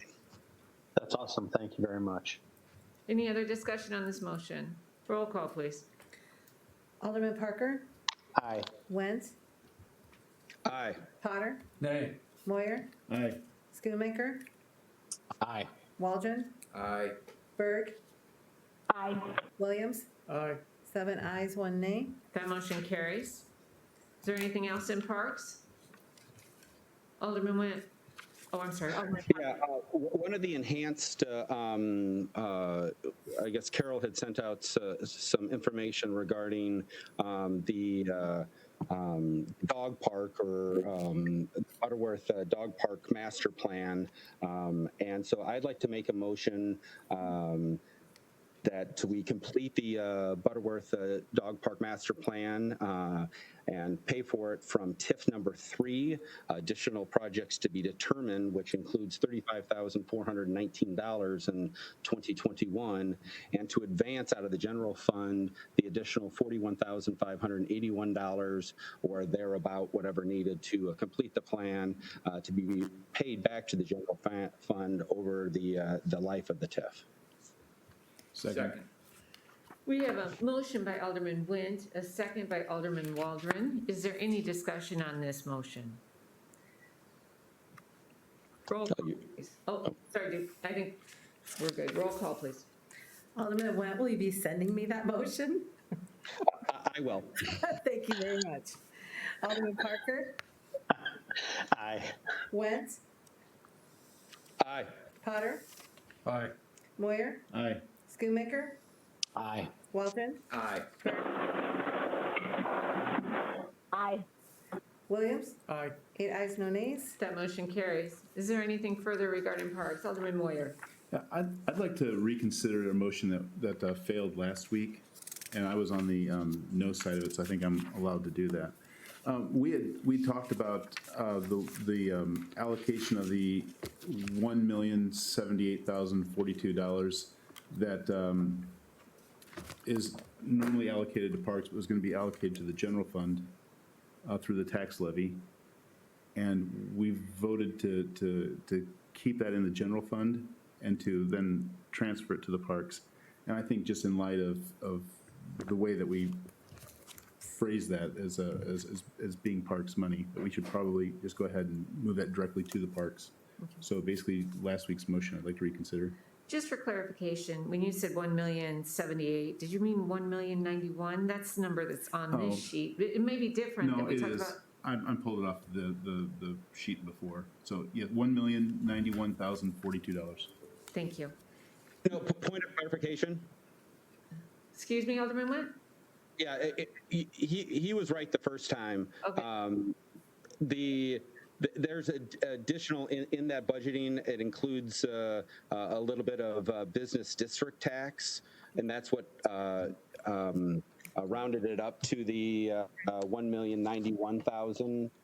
It actually is that 1,078,000. Yeah, thank you. I'm sorry, I didn't mean to force a correction that wasn't accurate. So the 1,078,042, is that what it was? Yes. Thank you. We have a motion on the floor. Is there a second? Are we allowed to second if we were? I'll make, someone second it, Mayor? I think we've got a second from Alderman, who you voted against it, or you voted the other way, right? On the previous vote? She did. All right. So we have a motion by Alderman Moyer, a second by Alderman Berg. They were on the opposite side last week. And so now we're going to consider this again. Alderman Schoonmaker, did you have a comment? I do. Can we just get a little clarification as to why, I guess why we pulled it into the budget and why we think it's wise to move it back into the parks budget? So Dirk had advised us. Dirk, respond to that. Dirk? Right, so you'll recall when COVID struck, the way it was levied, it technically was levied into the general fund already, and that what Alderman Went had proposed last week was a slight change in the wording of the ordinance that would have directed it to parks, and when it's done that way, we wouldn't have been able to pull it back. But in light of the fact that parks is taking the majority of the sort of the levy shortage here, directing it and dedicating it to parks doesn't give me as much heartburn as it did. I just wanted everybody to be aware that unlike a budget, which you can change and amend, the levy, once set with that kind of language as Alderman Went proposed, we can't. So this will be hard money going to the parks, and that's a value statement. And so the motion to reconsider, it's actually a two-step, Mayor. First, you have to get approval to reconsider it, and then it'll be to bring back Alderman Went's motion from before, and then vote on that. So, Okay, so the motion on the floor is to reconsider by two dissenting votes last time. so it's properly brought, the motion's properly brought But now the council gets to decide whether or not we want to reconsider again. So is there any further discussion on the reconsideration? Roll call, please. Alderman Parker, Nay. Went, Aye. Potter, Aye. Moyer, Aye. Schoonmaker, Aye. Waldron, Aye. Berg, Aye. Williams. Nay. 6 ayes, 2 nays. That motion carries. So now we can reconsider the motion that failed last week. Right, so the motion that Alderman Nguyen proposed last week was that the levy ordinance will be written for that amount, the $1,070,000, whatever, and it'll be levied for parks as opposed to levied for the general fund. So do we have to re-motion or it's back on the table? It's back Because on the we have table. reviewed- So we have a motion on the table for consideration. Alderman Nguyen, did you have a comment? Yeah, I thank Alderman Moyer and Alderman Berg for the reconsideration of this. I think that it is a good idea to, as Dirk said, as setting it this way, the money goes to parks. It is parks. They determine, and it is their money. But I do want to also clarify for anybody who's watching this, watching the video later or whatever, the levy that we passed last week, this does not affect the actual, the number. We are still levying the exact same amount, which is $100,000 less than we had levied the year before. This is just merely a clarification on how a portion of that levy is being allocated rather than going to the general fund and then being earmarked to the parks. It's going to just go straight to the parks. Thank you for that clarification. Alderman Williams. Alderman White, could you clarify for me why we would want to give up discretion of that money when it's fait accompli? It's going to go that way anyhow, but at least now when it goes to the general fund, if we have to, worst case scenario, we can pull it back. Why do we have to have it dedicated to parks now? I think for a couple of reasons. One, it's a value statement that says, hey, we want this to be dedicated. We've got a commitment to our parks, and we are going to give this money to them to do with as they seem fit. As a practical matter, there's $1.3 million that is discretionary coming over and above this amount. There's $1.3 million coming from the general fund to the Parks Department. And if a worst case scenario comes and we have to pull back more than $1.3 million to our parks, we've got way bigger issues in our budget and in our city than I can ever fathom. And so, you know, when we ran into this situation with the library, what we brought back was equivalent to just around 10% of their budget that we had pulled back. If we wound up pulling back this $1.3 million, we'd be pulling back, I don't know, almost 50% of their, not quite that much, but such a large portion of their budget. That's never ever going to happen. And so I don't think that any flexibility is lost by making this value statement that says we're committed to these parks and we're going to give that money directly to them. Thank you. Are there any other comments or questions? Roll call, please. Wait, hold on a second. I have a question. This is the first one to vote. So what is the actual motion, just so I'm clear? The motion is just the direct allocation of this portion of the levy to the parks. So it'll no longer be discretionary flowing to the general fund. That's correct. So by voting aye, then it would just, instead of going to the general fund, it would go directly to parks, correct? Yes. Thank you. You're welcome. Roll call. Alderman Parker, Aye. Went, Aye. Potter, Aye. Moyer, Aye. Schoonmaker, Aye. Waldron, Aye. Berg, Aye. Williams. Aye. 8 ayes, no nays. That passes. Thank you. Mayor? Yes. If I may. So to Alderman Went's point about this not changing the, well, it was direction you gave to staff at the last meeting. part of the Truth in Taxation Act requires that the council formally establish an estimate of the levy for next year. That motion wasn't made, although we came to that number in guidance. So to Alderman Nguyen's point about the $15,803,922, I need a motion to formally establish that as the estimated levy for truth and taxation purposes. That is $100,000 less, so you won't have to have the truth and taxation hearing, but that step is required with that formal language about establishing that as the estimated levy. So moved. Second, Berg. So I think that the motion was by Alderman Nguyen, is that correct? Wentenberg, I thought. Okay, Alderman Nguyen made the motion, Alderman Berg seconded it. Can you provide clarification for me? Why is the estimate language in it when it's quite solid? So, because the solid, it firms up when you pass the levy ordinance. Okay. That's, for truth and taxation purposes, you have to make a formal estimate of it, and if it was greater than 5% above last year's extension, then you would have to hold that truth and taxation hearing. Here, you're actually $100,000 less than the amount collected last year, not the amount you asked for, the amount you were actually given. You're asking for $100,000 less this time. So we're nowhere near having to have the hearing. Nevertheless, the statute requires you to make the formal establishment of the estimated levy. So I'm just using the statutory terms. By doing that, we don't have to have a hearing in the future. If we added $5 to this or something in the final ordinance, we're not going to have a hearing. This is just a step required by the statute, and it reaffirms that you're actually asking for less money than you were given last year. Thank you.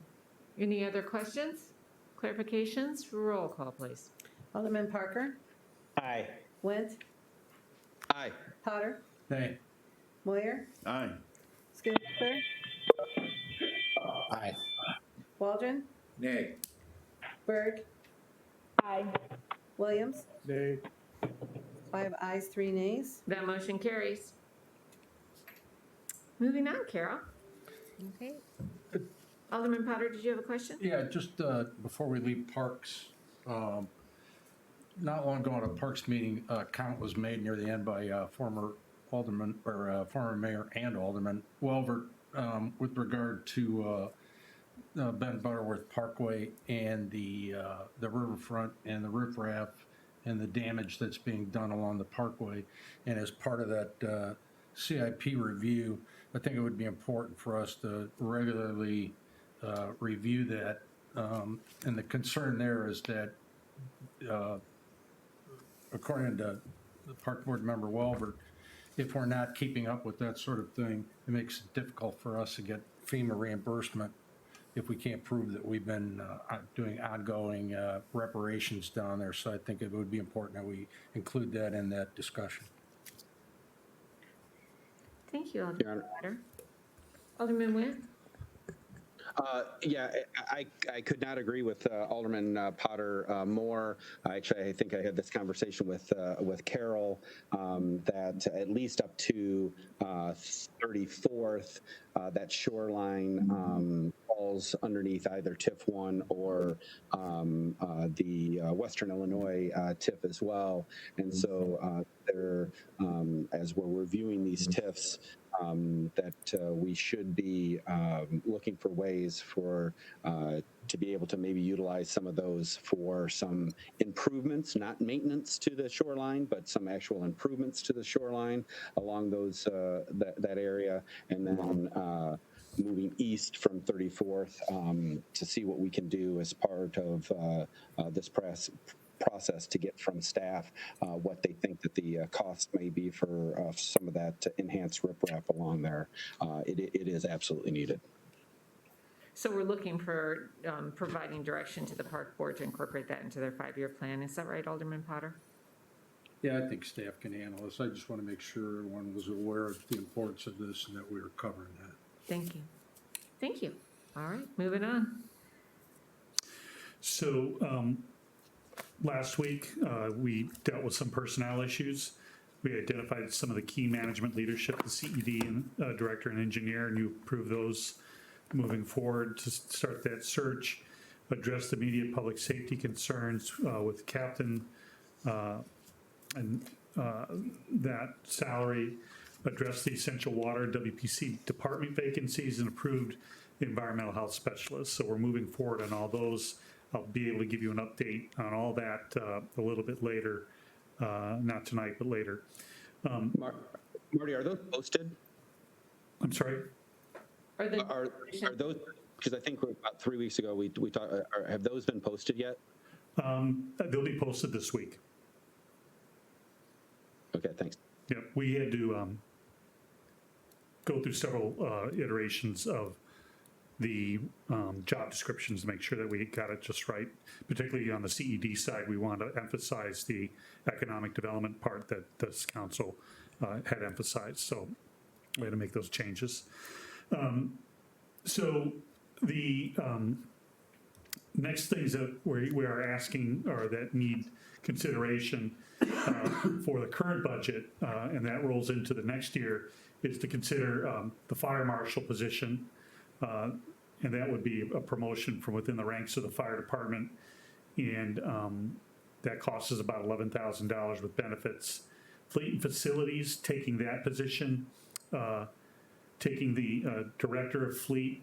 Well, the individual doing that job right now is not only managing fleet, but also facilities. And in the budget, we are suggesting that we combine that position. We have a very capable individual being able to do that. And then the purchasing coordinator, which we didn't address fully, that individual, we need to, with the advent of a new purchasing policy and purchasing software, we need someone who can manage and coordinate and implement that as well. That would also would be the upgrade of an existing individual. Alderman Moyer. Just a quick question about the fleet and facilities. I remember, I believe it was JD saying that fleet, because that was Dave Mellon's. I'm sorry? Was that Dave Mellon? Yes. Is that correct? That was his job. And I remember JD talking about how that was a 60 to 80 hour a week commitment. Is that familiar to anybody else? Is it combining that? Is that going to be, I know the person's capable. Yes. Are we asking too much out of a single individual is all I'm wondering. You know, we've had discussions not only with that individual, but with JD and others, and we all feel that, you know, this is the right thing to do. But she can handle it, and, you know, there's been a lot more automation in the past, and Carol's worked with her on some, you know, managing the software and managing the data. So I think we're in a good shape. So it was two manager positions, is that correct? Yes. And it'll be one manager Right. position that'll have oversight over the two different areas? Yep. Okay, so are you looking for direction from us? And is these changes incorporated in this budget, or is it additional money? We need to move, I think we'd like to move now to do this work, but it'll be incorporated in the budget, yes. But it's not in this budget, it's Oh, it is, extra. yes. It's in the 2020 budget, The 2020 or the 2021? the 2020, to potentially get it. Okay. We have Is room in the current budget to do Is it also this. reflected in the proposed Yes. 2021 Yes. budget? Thank you. Alderman Waldron. Fleet and facilities position, and I understand it completely, and I agree with it. But part of the issue that I seem to remember when we put Ms. Mark into that position is that we upgraded the parts service specialist to be the shop foreman, so to speak, because her level of expertise at that time did not lend itself to running the shop, so to speak. By doing this fleet and facilities, is that going to take away that shop foreman stipend that individual's gotten, or is we now feel that she's capable of taking on fleet too? That's the question I can't answer right now on my own. Maybe there's someone, I think JD's on the call. JD, are you there that you can, yeah, I see him. Yeah, I wouldn't recommend continuing that temporary assignment. No, I guess that was just for the interim period while we were having her try and cover the asset management, and he was covering the shop operations. Thank you. are you, so you're looking to us for the process of filling an open position, but you're adjusting the positions, is that correct? I'm For that sorry. particular one, you're looking to fill an open position of fire marshal Yes. and then doing a combination of an open position Yep. for fleet and facilities and then a new position for a purchasing coordinator. You're Yeah, looking that'll be for probably permission from the within the council to department. Yep. proceed with those Yep. filling, okay. Alderman Waldron? And the purchasing coordinator is a new position, or is it an upgrade of the administrative assistant? Yes, it's an upgrade of about total, maybe $4,000 or $5,000. Thank you. So it doesn't create a vacancy, it's just adjusting responsibilities? Yes. Okay. So we're all okay with that? I'd like to take them individually. because Okay, I that's wanna fair. vote no for two of them that I'm. for. Alderman Williams, did you have a question before we? No, no. Okay, does someone want to make a motion for anything? Alderman Waldron, if you want to take it individually, do you want to make a motion on the first one? I'll make a motion to do the fire marshal. Second. We have a motion on the floor by Alderman Waldron and a second by Alderman Williams to promote an existing staff person to fire marshal. Any discussion on that item? Roll call, please. Alderman Parker? Aye. Went? Potter? Aye. Moyer? Aye. Schoonmaker? Aye. Waldron? Aye. Berg? Aye. Williams? Aye. 8 ayes, no nays. That motion carries. Do we have another motion? Your Honor, I'd like to make a motion to fill the fleet facilities position. Second. We have a motion by Alderman Waldron, a second by Alderman Parker. Is there any discussion on this motion? Alderman Berg. You're on mute, Alderman Berg. Sorry, Mayor. My question is, Marty, is this a position that we are going to put out so that way any other employees can apply for this position, or is it directly going to be the person that's currently in it? How are we doing that? It'll be the person currently in it. Okay. And my question, I guess, why do we not have to post it? I don't think we have to post it because it's a promotion and she's not a union employee, so we can manage the way we want. Correct me if I'm wrong. Is Allison on the call? Yes, it's similar to the assistant finance director that the council can waive advertising if you so choose. Thank you. Any other discussion, questions? Alderman Potter. Just unclear, the motion is to fill the position with both the combination position. Combine the position and, Okay. yep.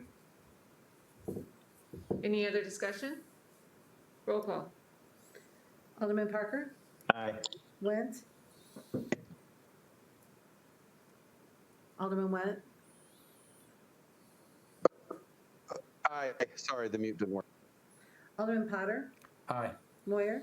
Aye. Schoonmaker? Aye. Waldron? Aye. Berg?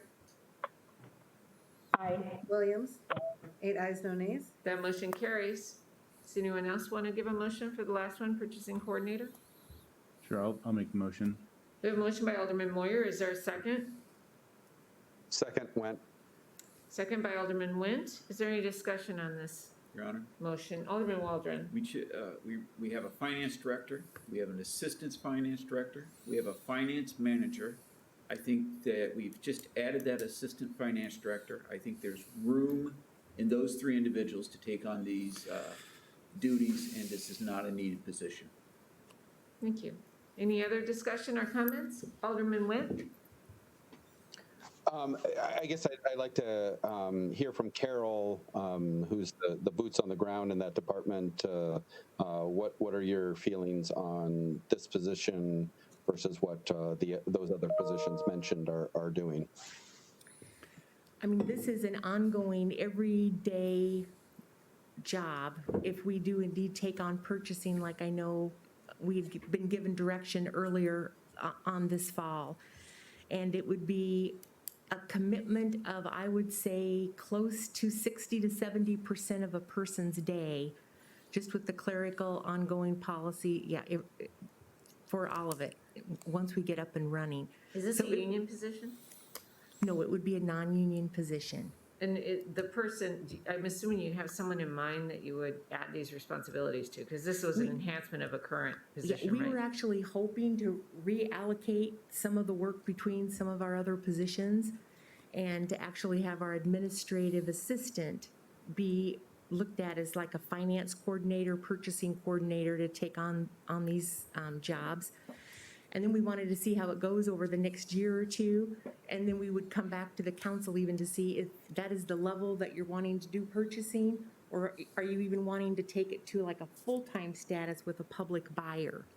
So we were going to try to ease into it by trying to have this function done by an existing staff member. Alderman Potter. Well, I'm glad to hear you're easing your way into it.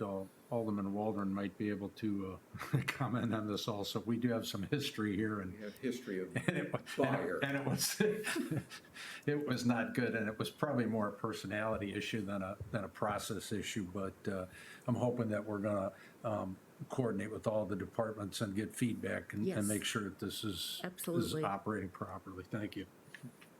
Are there any other comments or questions before we proceed with a vote? Alderman Parker.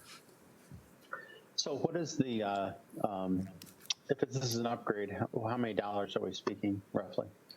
It would need to actually be scored, but Allison and I talked, it's probably in the $4,000 to $5,000 range total. And so Marty? Yes. Do you see that this position, this $4,000 to $5,000 additional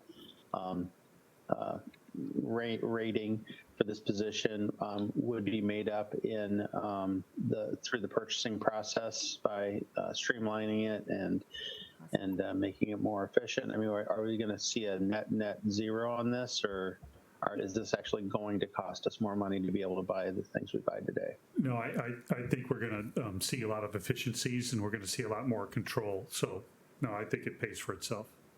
So when you describe it that way, is it because it takes the responsibility from other individuals to free them up for other work? I don't understand. We have a very decentralized purchasing system, and we also have a system that doesn't, what's the word I'm looking for? Hold, I can't, it's escaping me. But we have a system that while we account for things, it's laborious to account for purchases made, and that's why we put some controls on it in the past 6 months. And this will basically create a purchase order system so that we can hold accountable and hold open different purchases and know when they're coming due, and set them aside if we run over the second fiscal year. And I hope really to enhance like the bidding, to join some of the purchasing pools, statewide, other purchasing groups, where we can piggyback on to some of the things that have already been put out for bid. Yeah. And yes, we should, and some more bulk purchasing. So it should save money in the long run. But at the same time, we want to make sure that individual departments still have some flexibility and still have the ability to make choices. Yes. And not be hindered by some onerous bureaucratic purchasing system. We want to keep that in mind as we implement this. Understood. Are there any other questions? Alderman Parker.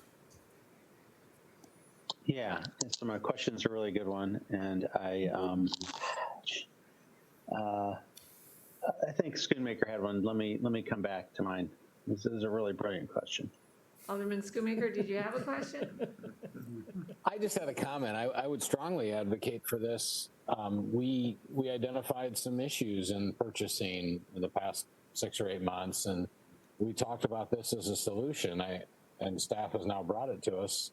I think it's a low-cost option to increase our accountability and just keep a better eye on things. And I think we'll find that there are some good advantages to working through a purchasing office, purchasing person.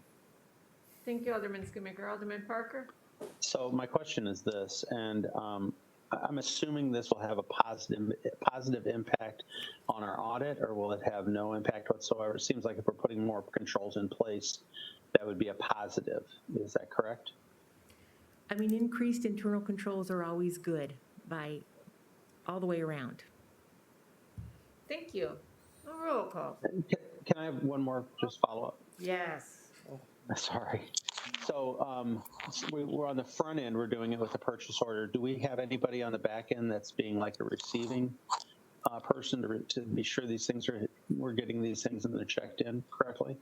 Because that's two pieces to it. One is the purchasing and the other one is the receiving. And that will be part that when we bring back the policy, since we're still going to be somewhat decentralized, we'll be setting it up.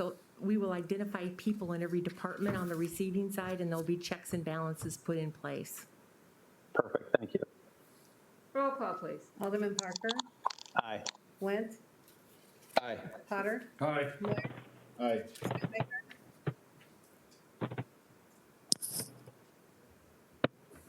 Alderman Schoonmaker. Aye. Thank you. Waldron, Nay. Berg, Aye. 7 ayes, 1 nay. That motion carries. All right. I know, we are at the top of the hour. Carol, could we take a break? And I'm going to have a little brief discussion with Carol and Marty and see what we're doing on time. But we're going to take a 5-minute break. Please Absolutely. return. Yep. The time is 8:14. I'd like to reconvene the meeting. Oops, I should unmute the mics.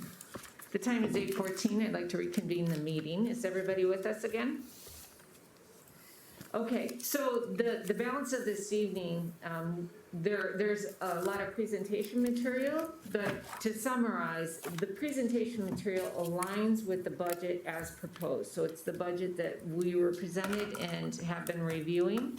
And so I would like to suggest that we focus on a couple of things. There is one modification in the fleet area for a swapping of equipment, one vehicle for another vehicle, or maybe it's multiple vehicles. Carol, can you just explain that to us? Yes, it's in the summary sheet that I forwarded to you this afternoon. Sorry, I need to find my sheet. And Mayor, we actually have Sarah Mark here. We Yes. asked her to join us so she could actually explain that. Sarah, can you walk us through that switching of vehicles? Sure, thank you. So when we had put together the budget, we had anticipated having the set list of vehicles to be replaced. And in the meantime, between then and now, we had a vehicle that blew an engine. So because it's a pretty important piece of equipment in the Parks Department, or excuse me, division, we switched them out so that the piece of equipment that lost the engine could be moved up to be replaced this year, while we thought we could get an extra year out of the piece of equipment that was scheduled for replacement originally. So we just switched them over, but in doing so, we also will have to move up a salt spreader. So there was 2 pieces of equipment that we moved up, but it's a minimal cost. Okay, so when you say minimal, how much difference is it than what's proposed in the budget? It's less than 40,000, yeah. Less than 40,000 is what Carol said. Do you concur, Sarah? Correct, yes. So it's just shy of $40,000 increase. And it's a decrease. Oh, it's a decrease. It's a decrease in expenditures in fleet replacement. So we have that recommendation from staff to make that adjustment. Do we have a motion on the floor to support that recommendation? Second. We have a motion by Alderman Moyer and a second by Alderman Waldron. Is there any discussion on that recommendation? Roll call, please. Alderman Parker, Aye. Went, Aye. Potter, Aye. Moyer, Schoonmaker, Aye. Waldron, Aye. Berg, Aye. Williams, Aye. 8 ayes, 1 nays. That motion carries. I'd now like to focus on the council's things that they would like consideration. So we've all seen the budget as presented, and we've made some adjustments this evening. But I'd like to kind of go through the council members and make sure that we're capturing your requests or your influence. So I'm going to just step through the wards, and if you have something that you would like to have adjusted in the budget. Would you please propose it for the council's consideration? Alderman Williams, do you have any adjustments you'd like for consideration? No, we do not. Thank you. Alderman Parker? Yes, Your Honor. Yeah, yes, Your Honor. I'd like to make a motion that we increase the red water trenchless lining program from $410,000 to $775,000, taking the additional out of water reserves. I'll second that motion. We have a motion by Alderman Parker and a second by Alderman Berg. Is there any discussion on this item? Alderman Waldron? I would like staff's recommendation or input on that as, can they get it done? Have they identified enough areas to get that done? So I'd like to hear either from Tony or JD on that.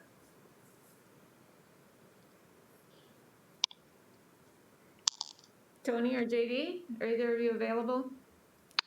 I know that Alderman went and Alderman and Tony had some conversations about this, so I'd like to let Tony jump in if you don't mind, Alderman Waldron, because I don't know if they talked about some specific sites or not, and I'm not exactly sure. Tony? Good evening. Hi, Your Honor. Yes, in fact, I did have some discussion about this, and Alderman Waldron, yes, this is possible.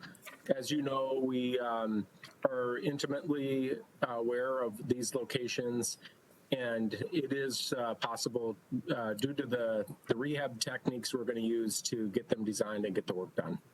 Thank you. Any other discussion? Roll call.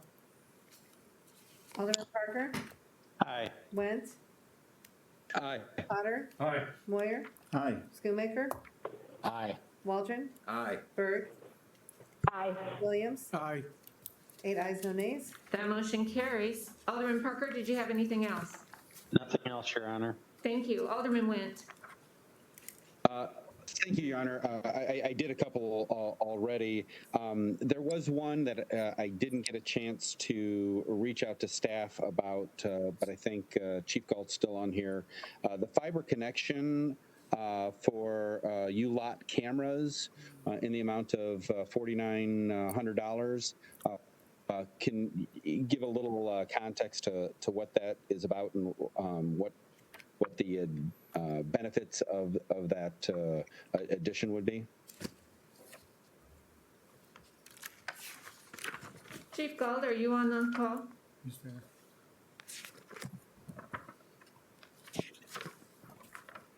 Maybe we lost him. Captain, do you know, could you address that? Yes. Thank you. Captain Johnson is going to address this for us. Thanks, Captain. Yeah, so the north parking lot, or the U parking lot, is a parking lot that lies, as most of you are aware, to the north of the beer stube there. And many of the issues that we've experienced recently, and actually over the course of time, have been experienced in that parking lot. It's not the most well-lit parking lot, but it's heavily used by most of our downtown goers on Friday and Saturday nights. So in light of recent circumstances, we did put some cameras up down there, but it's not a long-term solution. It's a temporary solution. And we've had some internet connectivity issues down there. And so what we would like to do is tap into a fiber connection downtown. Right now, we've got a bid from Geneseo Communications where that $4,900 would be used to cover that expense so that we can tie into that fiber and be able to get that video live feed on those cameras. This is also a long-term solution in that we want to build on those specific cameras and hopefully start, down at the Mercado. Yeah, and then move it all the way to 19th Street. Great. What's your funding source for that, Alderman Went? Out of IT reserves. Thank you. I apologize, my computer, I was having some technical difficulties, but Captain Johnson gave an excellent presentation. I concur with that. Great, thank you. So we have a motion by Alderman Went. Is there a second? Second. We have a second by Alderman Williams. Any further discussion? Roll call, please. Alderman Parker? Aye. Went? Aye. Potter? Aye. Moyer? Aye. Schoonmaker? Aye. Waldron? Aye. Berg? Aye. Williams? Aye. 8 ayes, no nays. That motion carries. Alderman Nguyen, did you have any other modifications you'd like to make? No, Your Honor. Thank you. Alderman Potter, did you have any recommendations for changes you'd like to see happen? Yeah, I'd like to continue the discussion on regarding the vacant positions and how we intend to deal with that. I think we have 6 in Public Works, is that correct? I don't know how many in utilities. We built into the budget reserves, and I'm concerned about service and to the community. Do you want like a specific position to be filled, or all of those I'm happy to have that positions? conversation with the administrator or anybody else who wants to chime in. Okay. I've had that conversation with Rod Chick, and he's presented me with a plan that incorporates hiring some people on a temporary basis, or, I mean, initially, but it's all pretty fluid, and it depends upon a number of different things, people moving up in different positions and that type of thing. So we have money budgeted for these types of positions in 2021. So unless you want to continue to, I mean, we can come back to you with that, but it's in the budget. So to allow for these positions and to provide for them when we can afford it.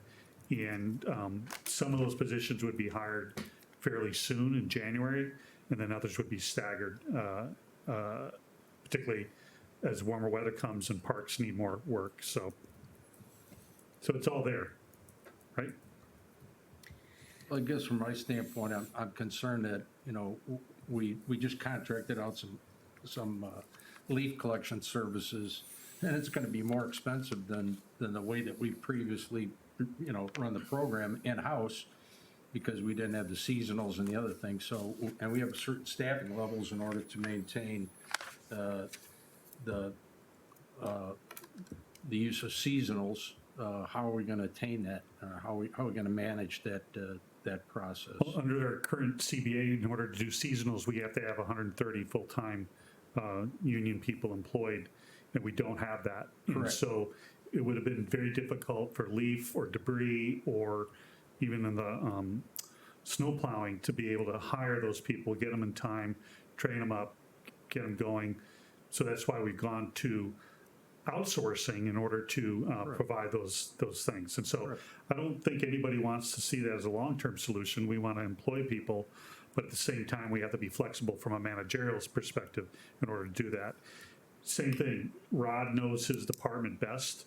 I think we need, as we move into the future and come out of COVID, you know, some managerial discretion on his part, on my part, to figure out the best solution. And we're still discussing those, but we've made room in the budget to hire back those people when it's the best time to do that. Understood. The problem that I have is that, you know, with all of everything that's the excess reserves that we have, and what else is in the budget, you know, we're presenting this as a balanced budget, and it is, but, you know, we're not providing the same level of services. And I think, you know, we need to make sure that everybody in the community understands that we're dealing with another COVID year. It's going to be a little bumpy year, but, you know, hopefully we'll get through it, and we'll, you know, do better than we did last year. And hopefully we can get to a point where we can provide the services at a reasonable level of expense. Thank you, Alderman Potter. Did you have anything else? I'm good, thank you, Thank Your you. Honor. Alderman Moyer? Yes, Your Honor. Are we going to talk more about the CIP budget coming up still, or are we? Yes. Yes, so yeah, there are some clarifications for CIP. Okay, then they've done a Was great it job. something that you especially wanted to focus on? Well, not really specifically. We have the Avenue of the Cities plan, and we've talked a little bit about this. Well, I have with Alderman Potter and with other people. But as long as we're going to discuss it later, I think it'll be covered. Okay, all right, then we'll turn to that as soon as we finish going around the council chambers. We have, let's see, Alderman Schoonmaker, did you have anything you'd like to see changed in the budget? Nothing further, Your Honor, from what we've done. Thank you. Alderman Waldron, did you have any recommendations? One recommendation on page 40, this is probably for you, JD. Page 40, Traffic Division, 0843. I'm looking at the utility service, I'm looking at the previous 2 years' actuals. The previous 2 years' actuals are 445 and 371. We're budgeting 360, 295. Am I correct in assuming back 2 years ago when it was 445,000, that was pre-LED? And now we've gone LED, and that's how we're able to reduce the cost, because obviously we add lights occasionally, so I can't imagine that rates are going down. So what accounts for the being able to lower the number to 360? They've got a high percentage of the LEDs deployed. I think, I don't have the number memorized exactly now, but we have about 3,219 of those lights. Can't remember the number that are LED, but it's, yeah, a high percentage. We have had, you know, the kilowatt cost per hour has gone up, so we haven't seen exponentially that price go down like we had hoped. But yeah, we analyzed that again. I had Sarah run through it with me probably maybe 12, 14 days ago for Carol and Marty to make sure that we're accurate, and we actually lowered it down, I think, about another $7,000 or $8,000 then. Okay, thank you. And my last question is really for the Chief Snyder. Chief, we continue to spend a lot for overtime and fire. I realize that we have minimum manning and we have to do that stuff. Do you see any light at the end of the tunnel with the large amounts of overtime that we're paying every year? It's been ongoing now, what, 4 or 5 years? I do, and that is a constant battle, sir. You know, as you well know, we've struggled with staffing and maintaining our staffing. It seems like every time we get caught up with our staffing, we either have disabilities that are job-related, which lead to extended time off the job, and that is our situation this year. Add to that COVID-19, we've started to see some impacts from that. So it is a difficult task. We've had some resignations, which have led to a vacancy. We've 2 vacancies, which we have not been able to fill yet. So I know I've said it before to this group, and I do mean it. I hope next year we can manage that better. But those are the difficult aspects: the on-job injuries, and then the pandemic issues at this juncture. Thank you, Chief. Thank you. That's my last item, Your Honor. Chief, so you have the authorization that you need from council to proceed with hiring into the vacancies? Absolutely. We're just working through that process. Okay. Our intent is to have the list certified by the Fire Police Commissions at their December 8th meeting. And then we will start with our assistance of our brothers and sisters in blue, start to initiate those background checks and ensure that we have qualified and quality candidates, and then job offers will be following, and that would be in early January, I anticipate. Thank you so much. Thank you. That was Thank my you, last Alderman item, Your Waldron. Honor. Thank you. Alderman Berg, did you have any adjustments to the budget you'd like to see? You're on mute, Alderman Berg. Sorry, Mayor. I do not have any. However, I do have a question. Can we go back to that personnel slide there? I think Marty was the presenter on that. Can you see it? I can see it says other vacant now, personnel. One more, going back to personnel. Right there. And I don't know if I missed that, the top bullet point there. Did we identify the key management leadership, CD, and engineer? We've given them permission to hire on that, right? Yes, we've already given, that authorization. Okay, and then on the address immediate public safety concerns, are we gonna hire another captain? That's in the budget, right? No, Yeah. that was going to be the next wave, yes. That was addressing our current captain. We addressed that, and then we have in the budget to hire or promote a second captain. a So second, Captain. We Okay. haven't done that individual authorization yet. No. So Not that'll yet. happen in the When you future. approve the budget, then, But the budget reflects Yep, it yep. with Yep. the assumption that It's in the that will be budget, yep. authorized. Okay, thank you. As well as the next two bullet points as well then, Marty? I'm sorry. As well as the next two, the address the essential water and WPC department vacancies with the approved, with the environmental health specialist. Those are all approved then, right? Yep, everything up there, all the 4 of those bullet points you approved at the previous meeting. All right, just verifying. Thank you. Thank you. Thank you, Alderman Berg. Alderman Wald, did you have Yeah, something? I missed one. This is probably for you, Brian, if you're still on. So, under the library, Brian, on page 40, bank charges, we have down credit card usage fees. But we were going to no longer pay for those. Thank you. Sorry, we were distracted by something else, Alderman Waldron. Credit card user fees, Performance Center 1621 bank charges. I thought we were no longer going to have the credit card user fees absorbed by the city. That is correct, Alderman Waldron. I think that I need to work with finance on how that can be incorporated. But yes, I believe you're right on that. Have How do you want to address that in the budget, Carol, if it was just an oversight? It was probably an oversight. We are working our way through department, we have encompassed finance, and we still are reaching out with parks and library and some of the outliers to get them up and going. Thank you. So how do we button that up? Do we think that there'll still be those fees going into 2021 and?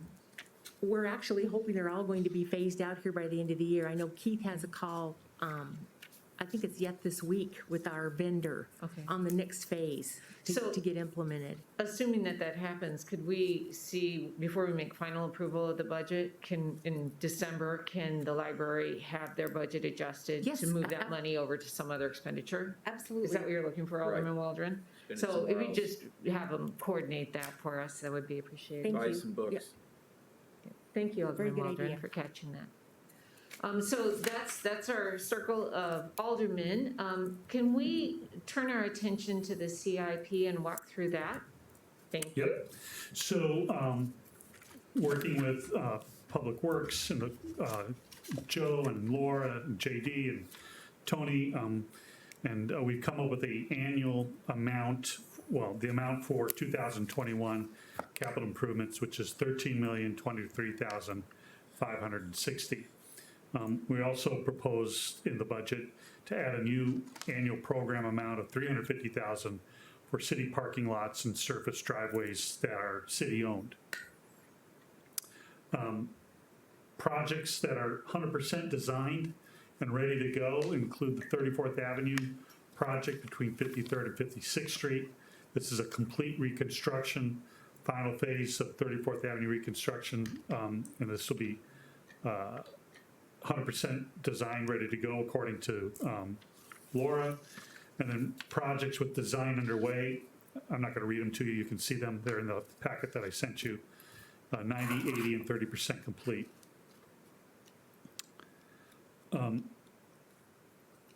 Other projects, all other projects are designed to be completed that we have on the list by April of 2021, end of April. This does not include any added additional council projects or park projects that are currently in the CIP. And these additional projects will need outside design services because the city would be at capacity in their own design services. Long-term projects include the Morgan Park Bike Path. There's actually was some discussion the other day on that in the Complete Streets Committee. And so they're looking at pursuing a targeted corridor for that and reaching out to see if we can acquire the right-of-way, because acquiring the right-of-way is prerequisite to applying for certain grants. And then the Mississippi River Flood Study, which would be probably be required as a result of the I-74 bridge realignment, and that's in the future as well. There'll be an existing stormwater pump that would be relocated, resized, and potential for a new stormwater pump at 16th Street. And then finally, traffic study along Avenue of the Cities from 16th to East Moline. Staff anticipates consultant fees for that to be about $100,000. And then maintenance programs, that totals about 1.71 miles, includes seal coat and patching. And then resurfacing is 1.5 miles, along with the reconstruction program, 1.23 miles, for a total of 4.4 miles on the maintenance. And finally, Public Works was presented us, and I put it up here for your consideration, how to achieve the 6 miles of road. And the 2021 we're proposing to spend $4.8 million on 2.73 miles of roadway of reconstruction and resurfacing. In addition, to achieve 4.5 miles construction, we would have to do $3.5 million in budget for reconstruction and $4.5 million for resurfacing. And this results in an increase of $3.2 million in surface projects construction compared to the proposed current CIP. So that's your CIP program. Now you have a list, you should have a spreadsheet that Carol sent you. Carol, do you want to talk a little bit about your additions to that? There are 2 lines I just wanted to bring, one was to bring the attention. At our last meeting, council had requested to identify how much remaining fund balance could we draw down out of each one of the funds for various projects and still be in compliance with our fund balance policy. So the handout that I sent, emailed everyone today, included in the CIP that we could go with an additional about 300,000 and still be in compliance with our fund balance policy. They're unidentified projects at this point. And MFT, in the regular MFT, it's about $100,000, so not a lot of money, but that again stays in compliance. And then it would be the second wave of the Rebuild Illinois MFT monies, and that's $935,000. So we could add an additional $1,335,000 to the CIP that we had not discussed in the previous week. It is included in Marty's total, but we could move that up to that $13 million figure. In addition, I also added a new program for the parking lots and the surface roads.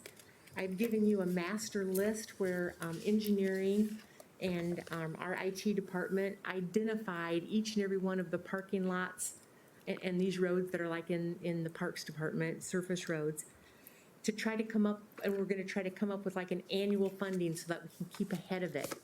In the past, those have never been identified before. It's kind of, I'm understanding from the engineering, if all of a sudden something looks really bad, then they go after it, but it had never been identified as a project on a schedule to try to maintain.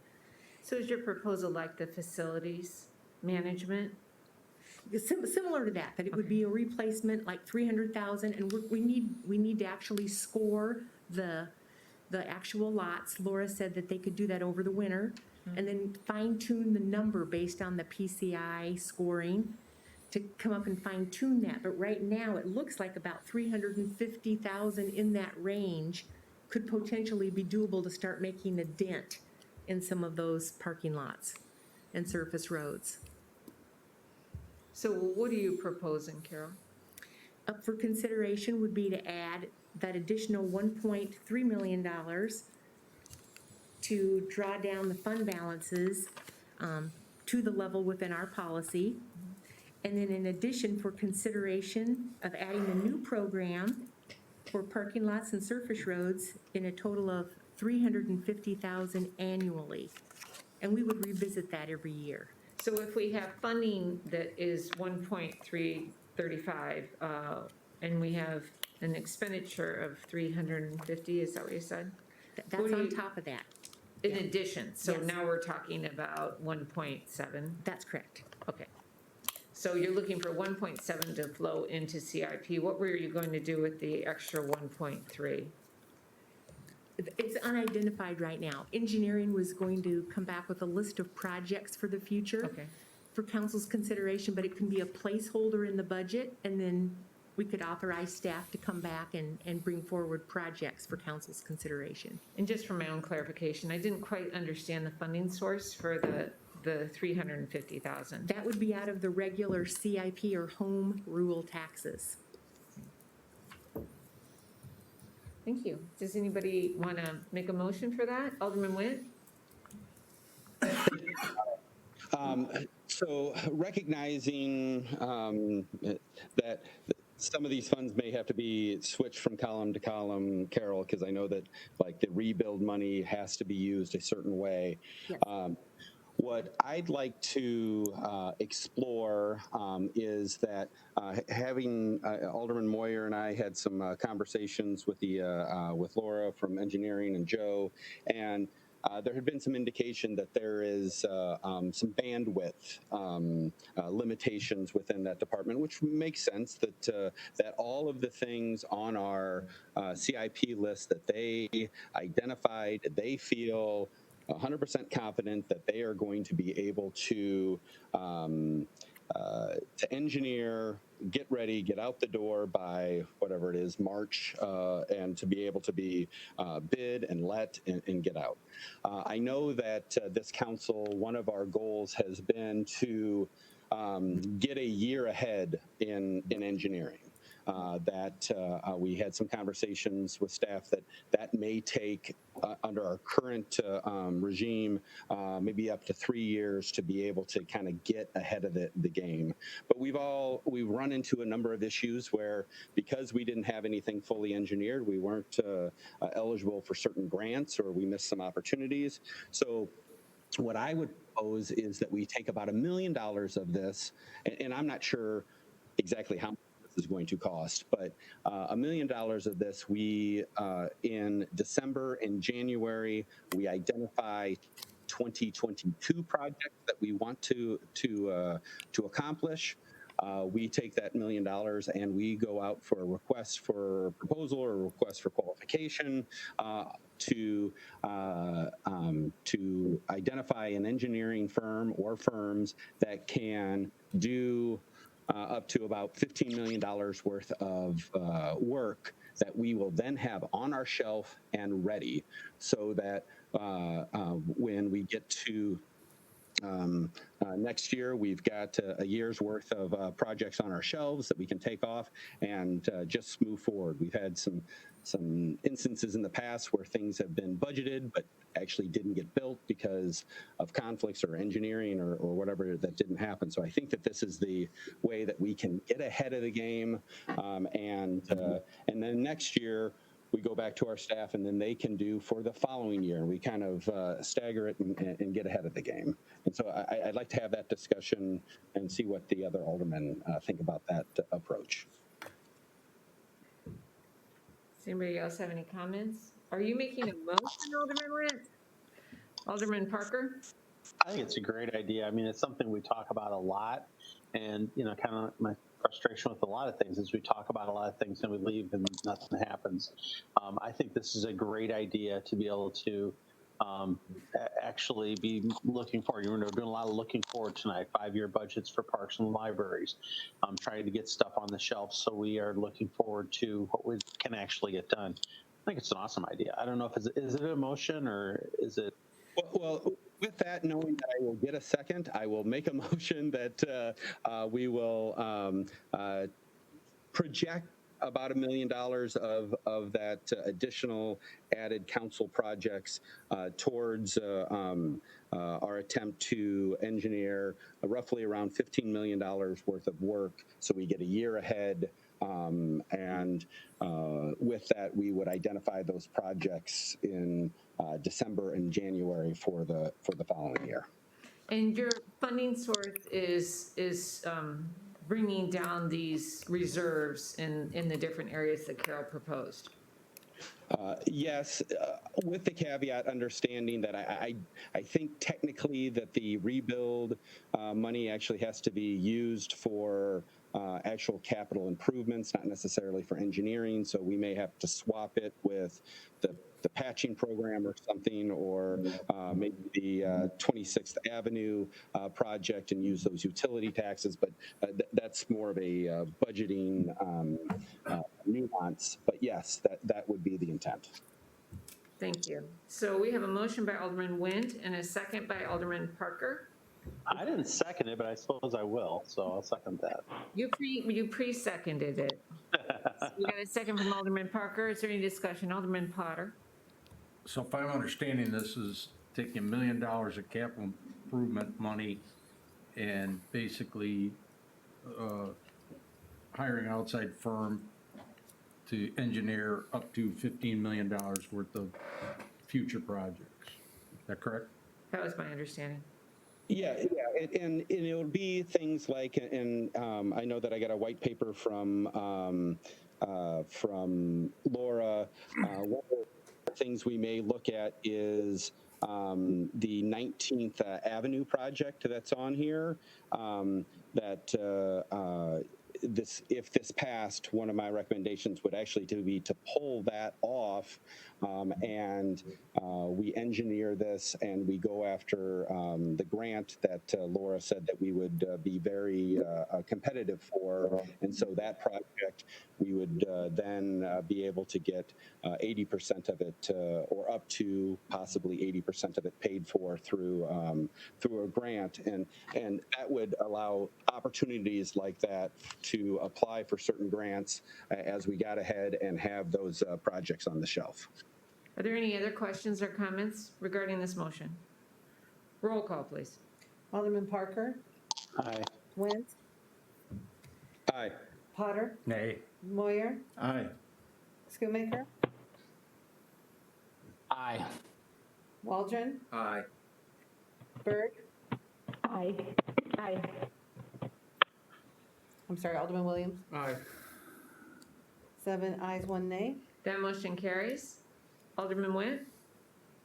So with the understanding, I think we're going to learn a lot about what that cost range is, that I'd like to keep the remaining $335,000 from that line item kind of in reserve, and hopefully we'll be able to engineer all of that amount with that $1 million.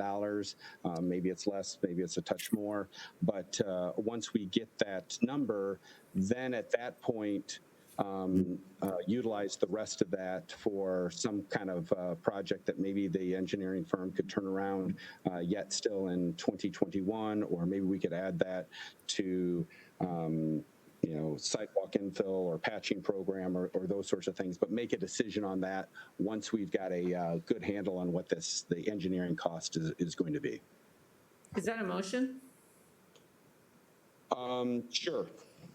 Is there a second? I'll second it. We have a second by Alderman Moyer, and that's to hold the $335,000 that would be brought after moving around funds, but brought from drawing down those reserves, in reserves for additional engineering or to be directed for investment next year. So is there any discussion on that? Questions? Roll call, please. Oh, Alderman Moyer has a question. I was going to say, so when I passed earlier, it was to come back to this very point, and we have the Avenue of the Cities plan, and it's going to take some time to determine some of the things that we need to do, but we've talked about, and it was just mentioned, the sidewalk infill and so forth, so there's going to be maybe some discussions by spring about how we actually proceed with that plan. And so I think this gives us time, and so I want to support that because it gives us a time to really think about what the best projects are, and it leaves that money so that we can use it appropriately. Thank you. Are there any other questions or comments? Alderman Wint? Yeah. Alderman Wint?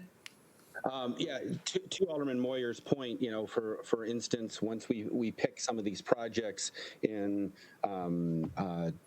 December and January, maybe one of them is the Avenue of the Cities and 16th Street intersection that we've had so many issues with accidents and those sorts of things. Maybe that's one of the projects that gets put into this engineering pile, and so that we are able to move the ball along on some of these. So yeah, I expect in December and in January, as we start to pick the 2022 projects, we're going to have lots of really good discussions on what should be included in that grouping. Any other questions or comments on this motion? Roll call, please. Alderman Parker? Aye. Went? Aye. Potter? Aye. Moyer? Aye. Schoonmaker? Aye. Waldron? Aye. Bird? Aye. Williams? Aye. 8 ayes, no nays. That motion carries. So I think we still have the outstanding component of the surface roads and the parking lots, Carol, that Carol's proposing that's different than what's embedded in the budget. Yes. Is there any consideration to support that staff recommendation? Alderman Moyer. I'll make a motion to apply that $350,000 towards surface projects as staff recommends. Second. Thank you. We have a motion by Absolutely. Alderman Moyer, a second by Alderman Potter. Is there any discussion on that motion? Roll call, please. Alderman Parker? Aye. Went? Aye. Potter? Aye. Moyer? Aye. Schoonmaker? Aye. Waldron? Aye. Bird? Aye. Williams? Aye. 8 ayes, no nays. That motion carries. Were there any other adjustments regarding the budget as proposed? Staff recommendations? I don't believe so. Alderman Schmidt?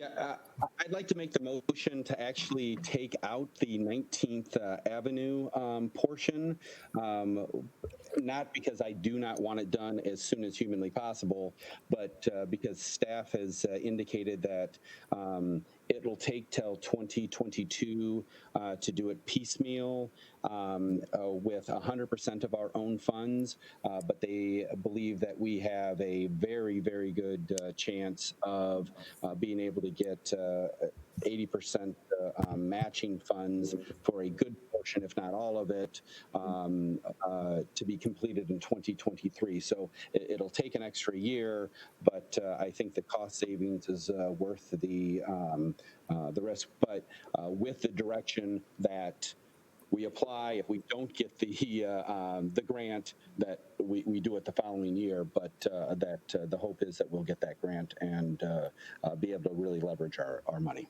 Are you drawing something forward to substitute for it? I would ask staff to come back to us by next week for the backfill of whatever that $325,000 a project that would be comparable on their, take from the top of their cost matrix or the matrix that they have and just move it up. So we have a motion on the floor. Is there a second? Second. We have a second by Alderman Moyer. Is there any discussion on this motion? Roll call, please. Alderman Parker? Aye. Went? Aye. Moyer? Aye. I'm sorry. Potter? Oh. It's okay. Aye. Moyer? Aye. Schoonmaker? Aye. Waldron? Aye. Bird? Aye. Williams? Aye. 8 ayes, no nays. That motion carries. Are there any other adjustments to the budget as presented? Because we're coming up on 9 o'clock, I'd like to have the council encourage a motion to consider the budget as presented with the adjustments that were made this evening, including the areas of library, park, fleet, red water, cameras, and fiber connection, and then the CIP adjustments that we just discussed and made motions regarding. So moved. Schoonmaker. Thank you. I have a motion from Alderman Schoonmaker. Is there a second? Second. Bird. We have a second by Alderman Wentz, I believe was second. Is there any discussion on? Hearing none, roll call, please. Alderman Parker? Aye. Went? Aye. Potter? Nay. Moyer? Aye. Schoonmaker? Aye. Waldron? Aye. Bird? Aye. Williams? Aye. 7 ayes, 1 nay. That motion carries. Thank you. There may be additional information that Carol wants us to be aware of before we close, or Marty, you may have something for us that we should, there's some more details that we're going to be presented this evening, but. No, I think we're good. Thank you very much. So these slides are available to the council already, right? I think you sent them Yeah, out. I sent them to the council, yeah. Okay, so if you'd like to review these slides, and if you have any questions about any of the details of them, Carol or Marty would be able to answer those for you, and if, maybe we could bring it back onto the council floor if it's something the whole council needs clarification on. Alderman Parker, did you have a comment? Yeah, our question, and it probably relates to the budget, but it's not really in there. Have we given any thought as to where we're going to find the funds to purchase the land that we have available to us when the bridge comes down? Because last I went across that new bridge, it's really nice, but the old bridge will be coming down soon, I'm sure. So Alderman Parker, I'd like to address that.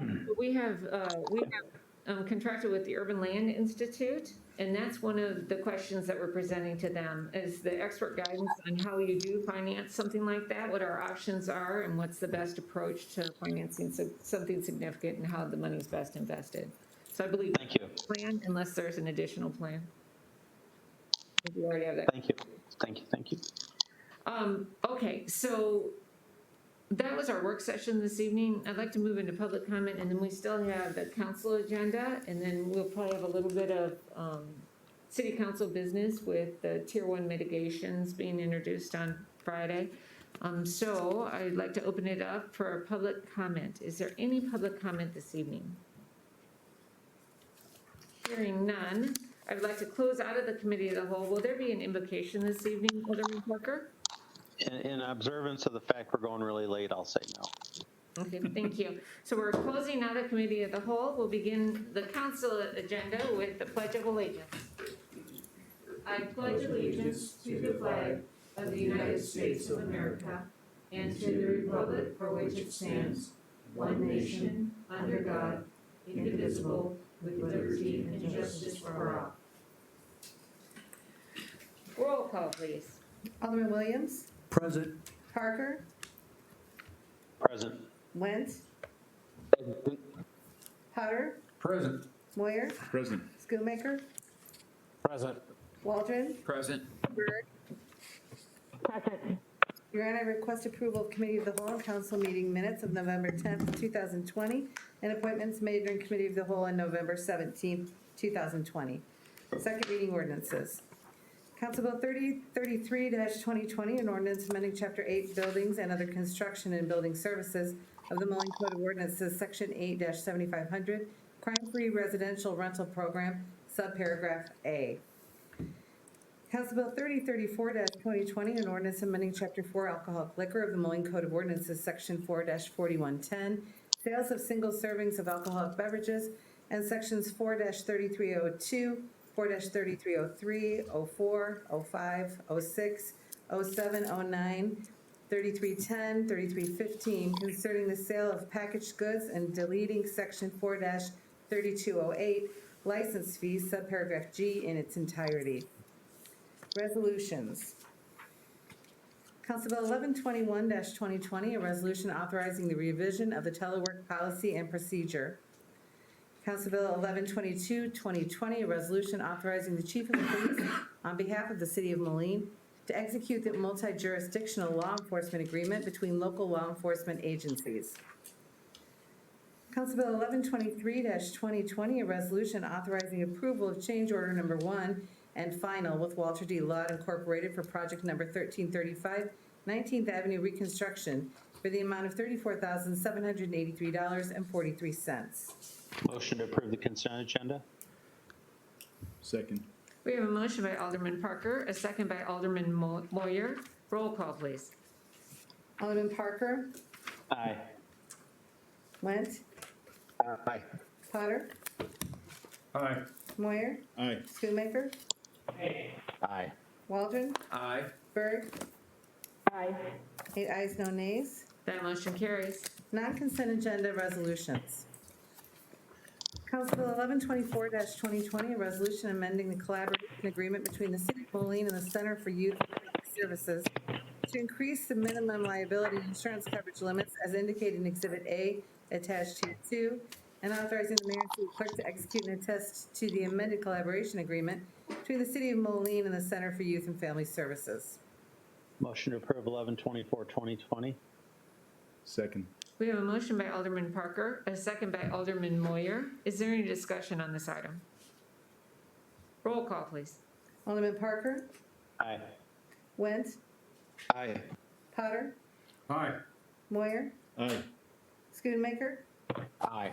Waldron, Aye. Berg, Aye. Williams. Aye. 8 ayes, no nays. That motion carries. Did I skip him before? Yes. I'm so sorry. All of a sudden it occurred to me, I didn't know if I said you. Cuts deep, Janine. Do we need to go back? Yeah, we probably do need his vote on the previous. I'm sorry. I missed it too. I'm sorry, Alderman Williams.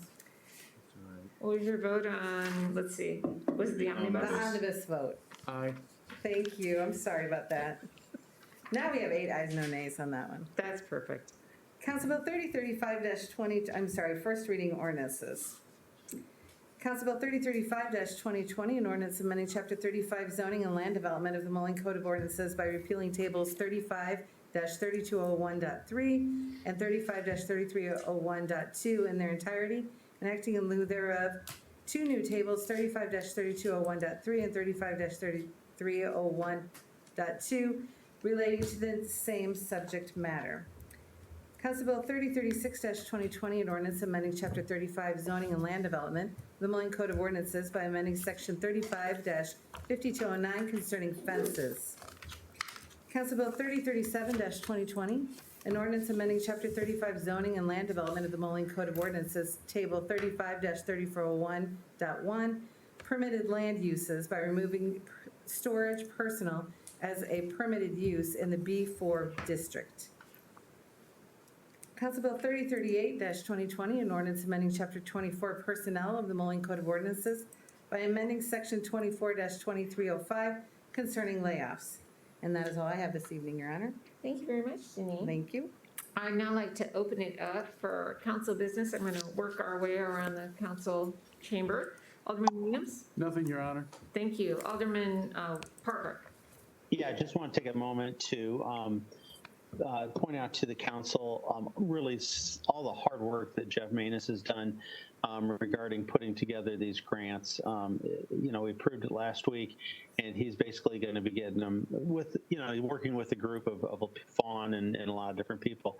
But we're going to get that money out the door as soon as possible, and it's in no small part due to Mr. Manus. So when you get the opportunity, please thank him.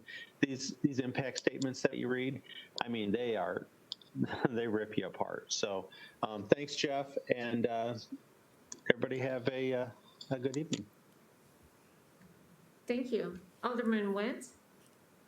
Always stealing my thunder. So ditto that, but I also, as we go through this budget, want to thank Carol and all of our staff. I know that this was a difficult year.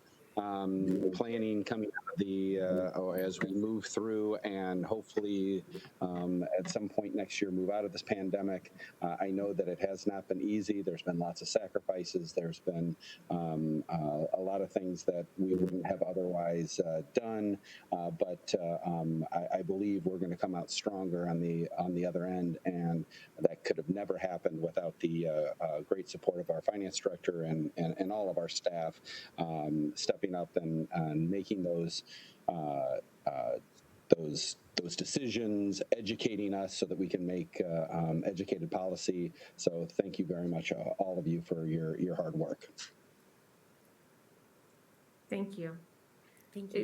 Is there anything else, Alderman Nguyen? Alderman Potter? Oh, did you just, no? You're good? Okay. Alderman Potter?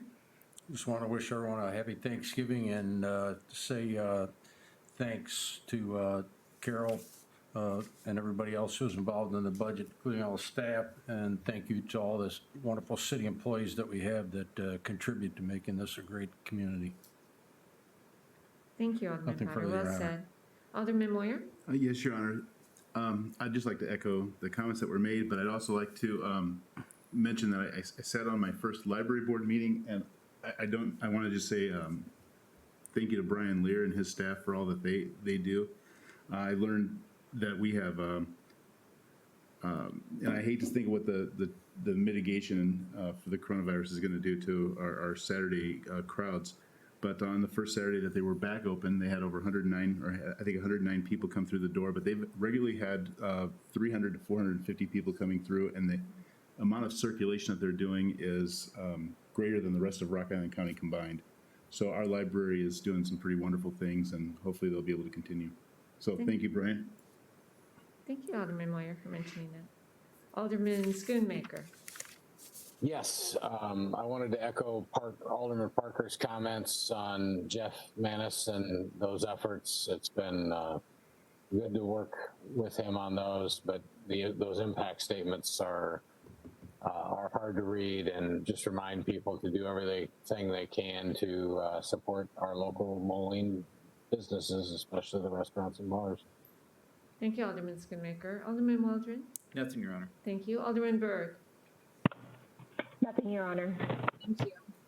And I do have one item that I want the council's consideration on. So the governor announced this afternoon that we'll be moving into Tier 3 mitigation efforts on Friday.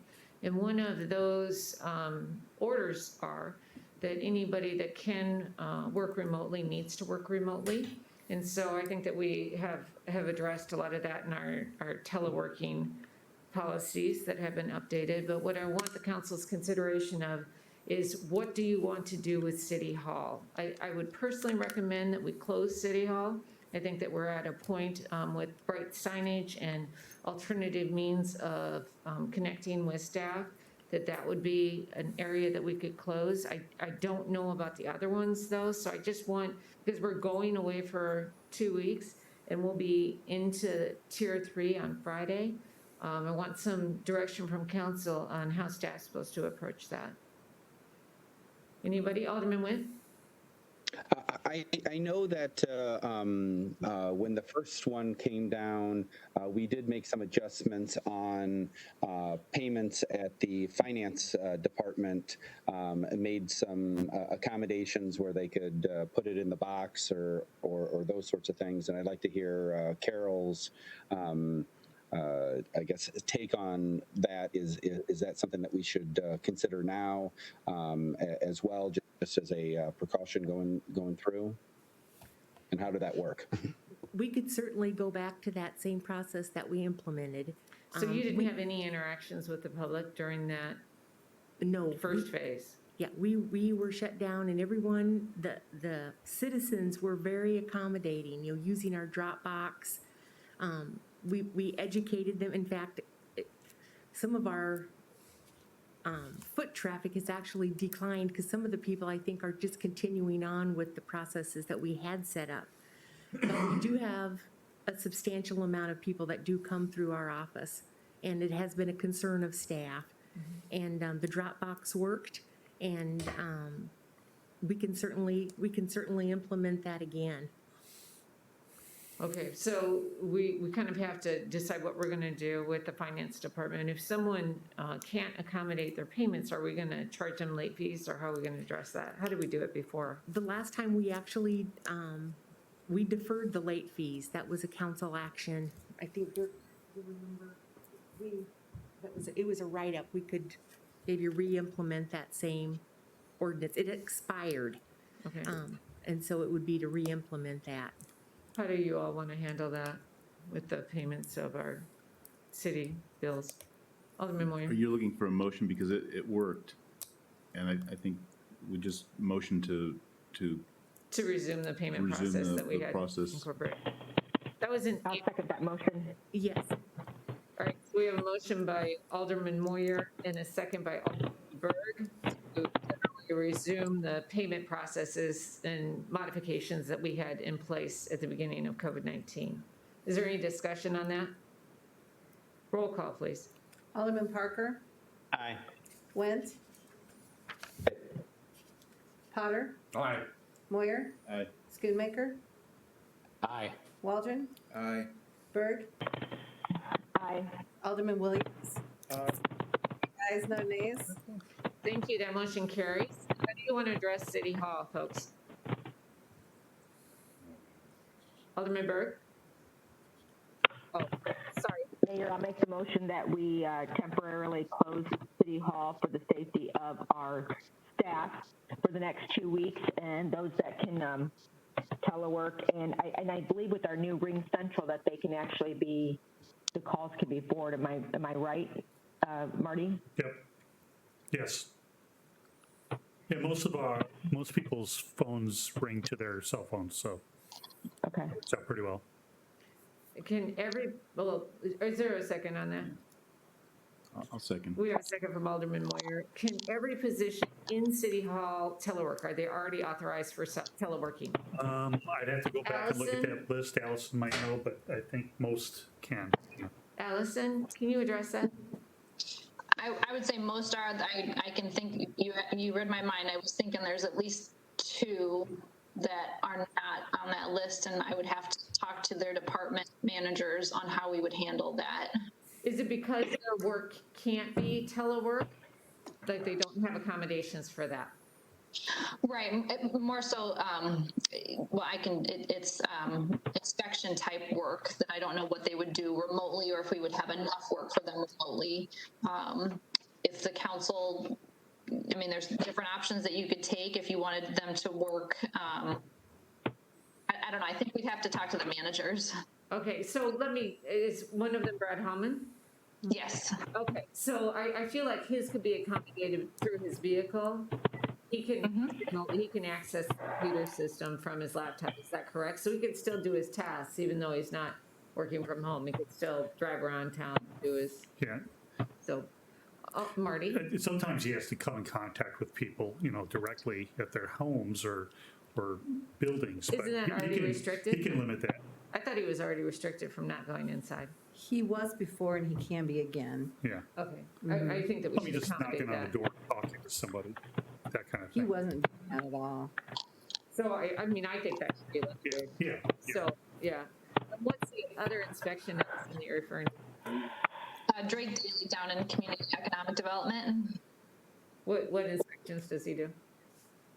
So, I'm sorry, was somebody else talking? No, you are. Okay, just the inspections in homes and things like that. So there's likely some work, but I guess I'd want to talk to KJ and see what they could have him be doing for the next couple weeks. Yeah, I think it would be inappropriate to have people going into people's homes during this time. And so to accommodate that anyway.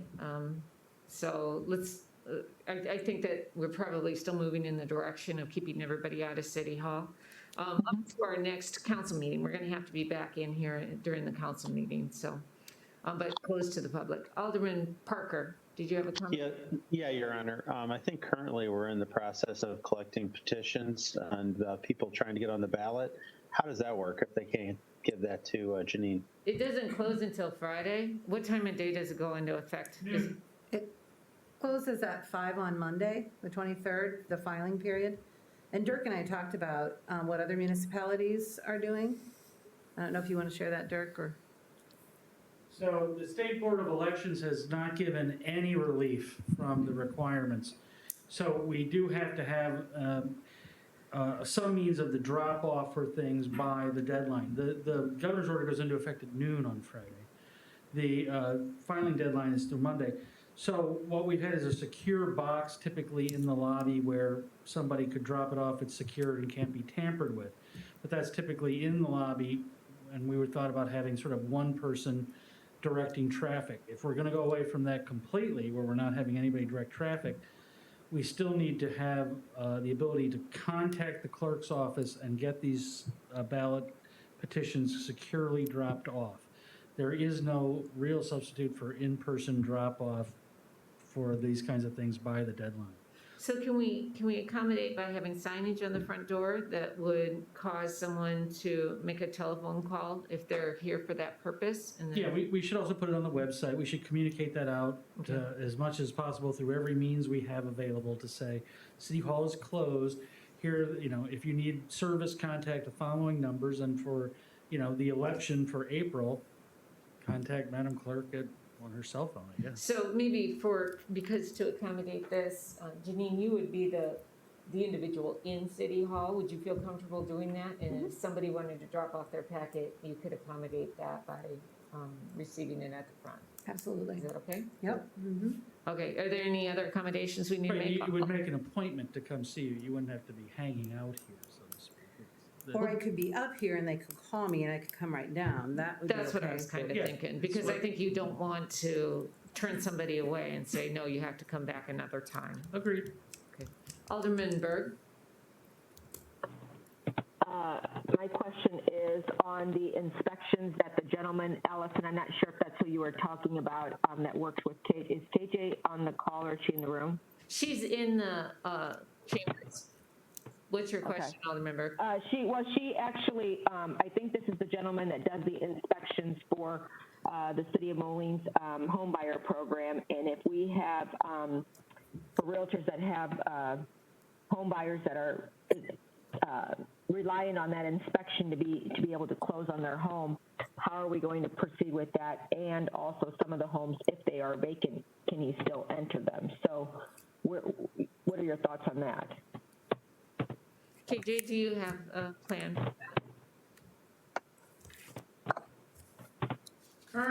We're getting ready to close on one home, and that's on Thursday, and then we don't have any other closing schedule.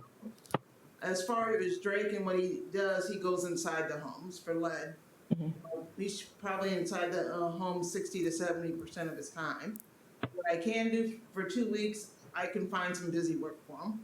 If we don't want to go in homes, I can find some busy work for him to put together policies and work on some other items for me. That's the way we got. He can do that. He can, yeah, we can set him up with a laptop. I can get the direction of it. I would support that. All right, so we've got a consideration on the floor for closing City Hall, with the exception of receiving election packets. Right. Anything else? Roll call, please. I'm sorry, that was Alderman Berg, and who was the second on that? Alderman Moyer. Thank you. Alderman Parker? Aye. Went? Aye. Potter? Aye. Moyer? Aye. Schoonmaker? Aye. Waldron? Berg? Aye. Williams? Aye. 8 ayes, no nays. That motion carries. So we still have the finance department. What's everybody set up to work remotely from the finance department or not? At least half are. Okay. And the rest of them, we will still continue to receive payments, but in a different fashion. And so we can keep the remaining staff, which would be much more spread out. Okay. We can be able to keep them busy in-house. Okay. And then I'm assuming Public Works will need to be basically fully operational other than the telework authorized people. Is there anything else that I'm not thinking of? Library, I'm assuming, well, that's the library board's decision on that, but they have services that obviously can't be done remotely. You know, we have the water treatment and sewer, but no one really comes down there for public contact. I don't know how much of that they can telework. I mean, not much. I mean, Stop drinking. Okay, all right, so I think we've addressed the telework portions of it, and what buildings we can close. Just want to make sure that it's stepping in that direction from us. Alderman Berg? Mayor, how would we handle the police and fire, their administrative staff? Do we need to be concerned? I don't know. Do they work closely with each other? Question for Chief Galt or Chief Snyder. Yeah, this is Chief Galt. So we have, I'm obviously teleworking. We have a couple of other administrative staff members teleworking. I think it's possible Captain Johnson might telework next week. I can't do some teleworking with a couple people, but we've isolated them as best as possible.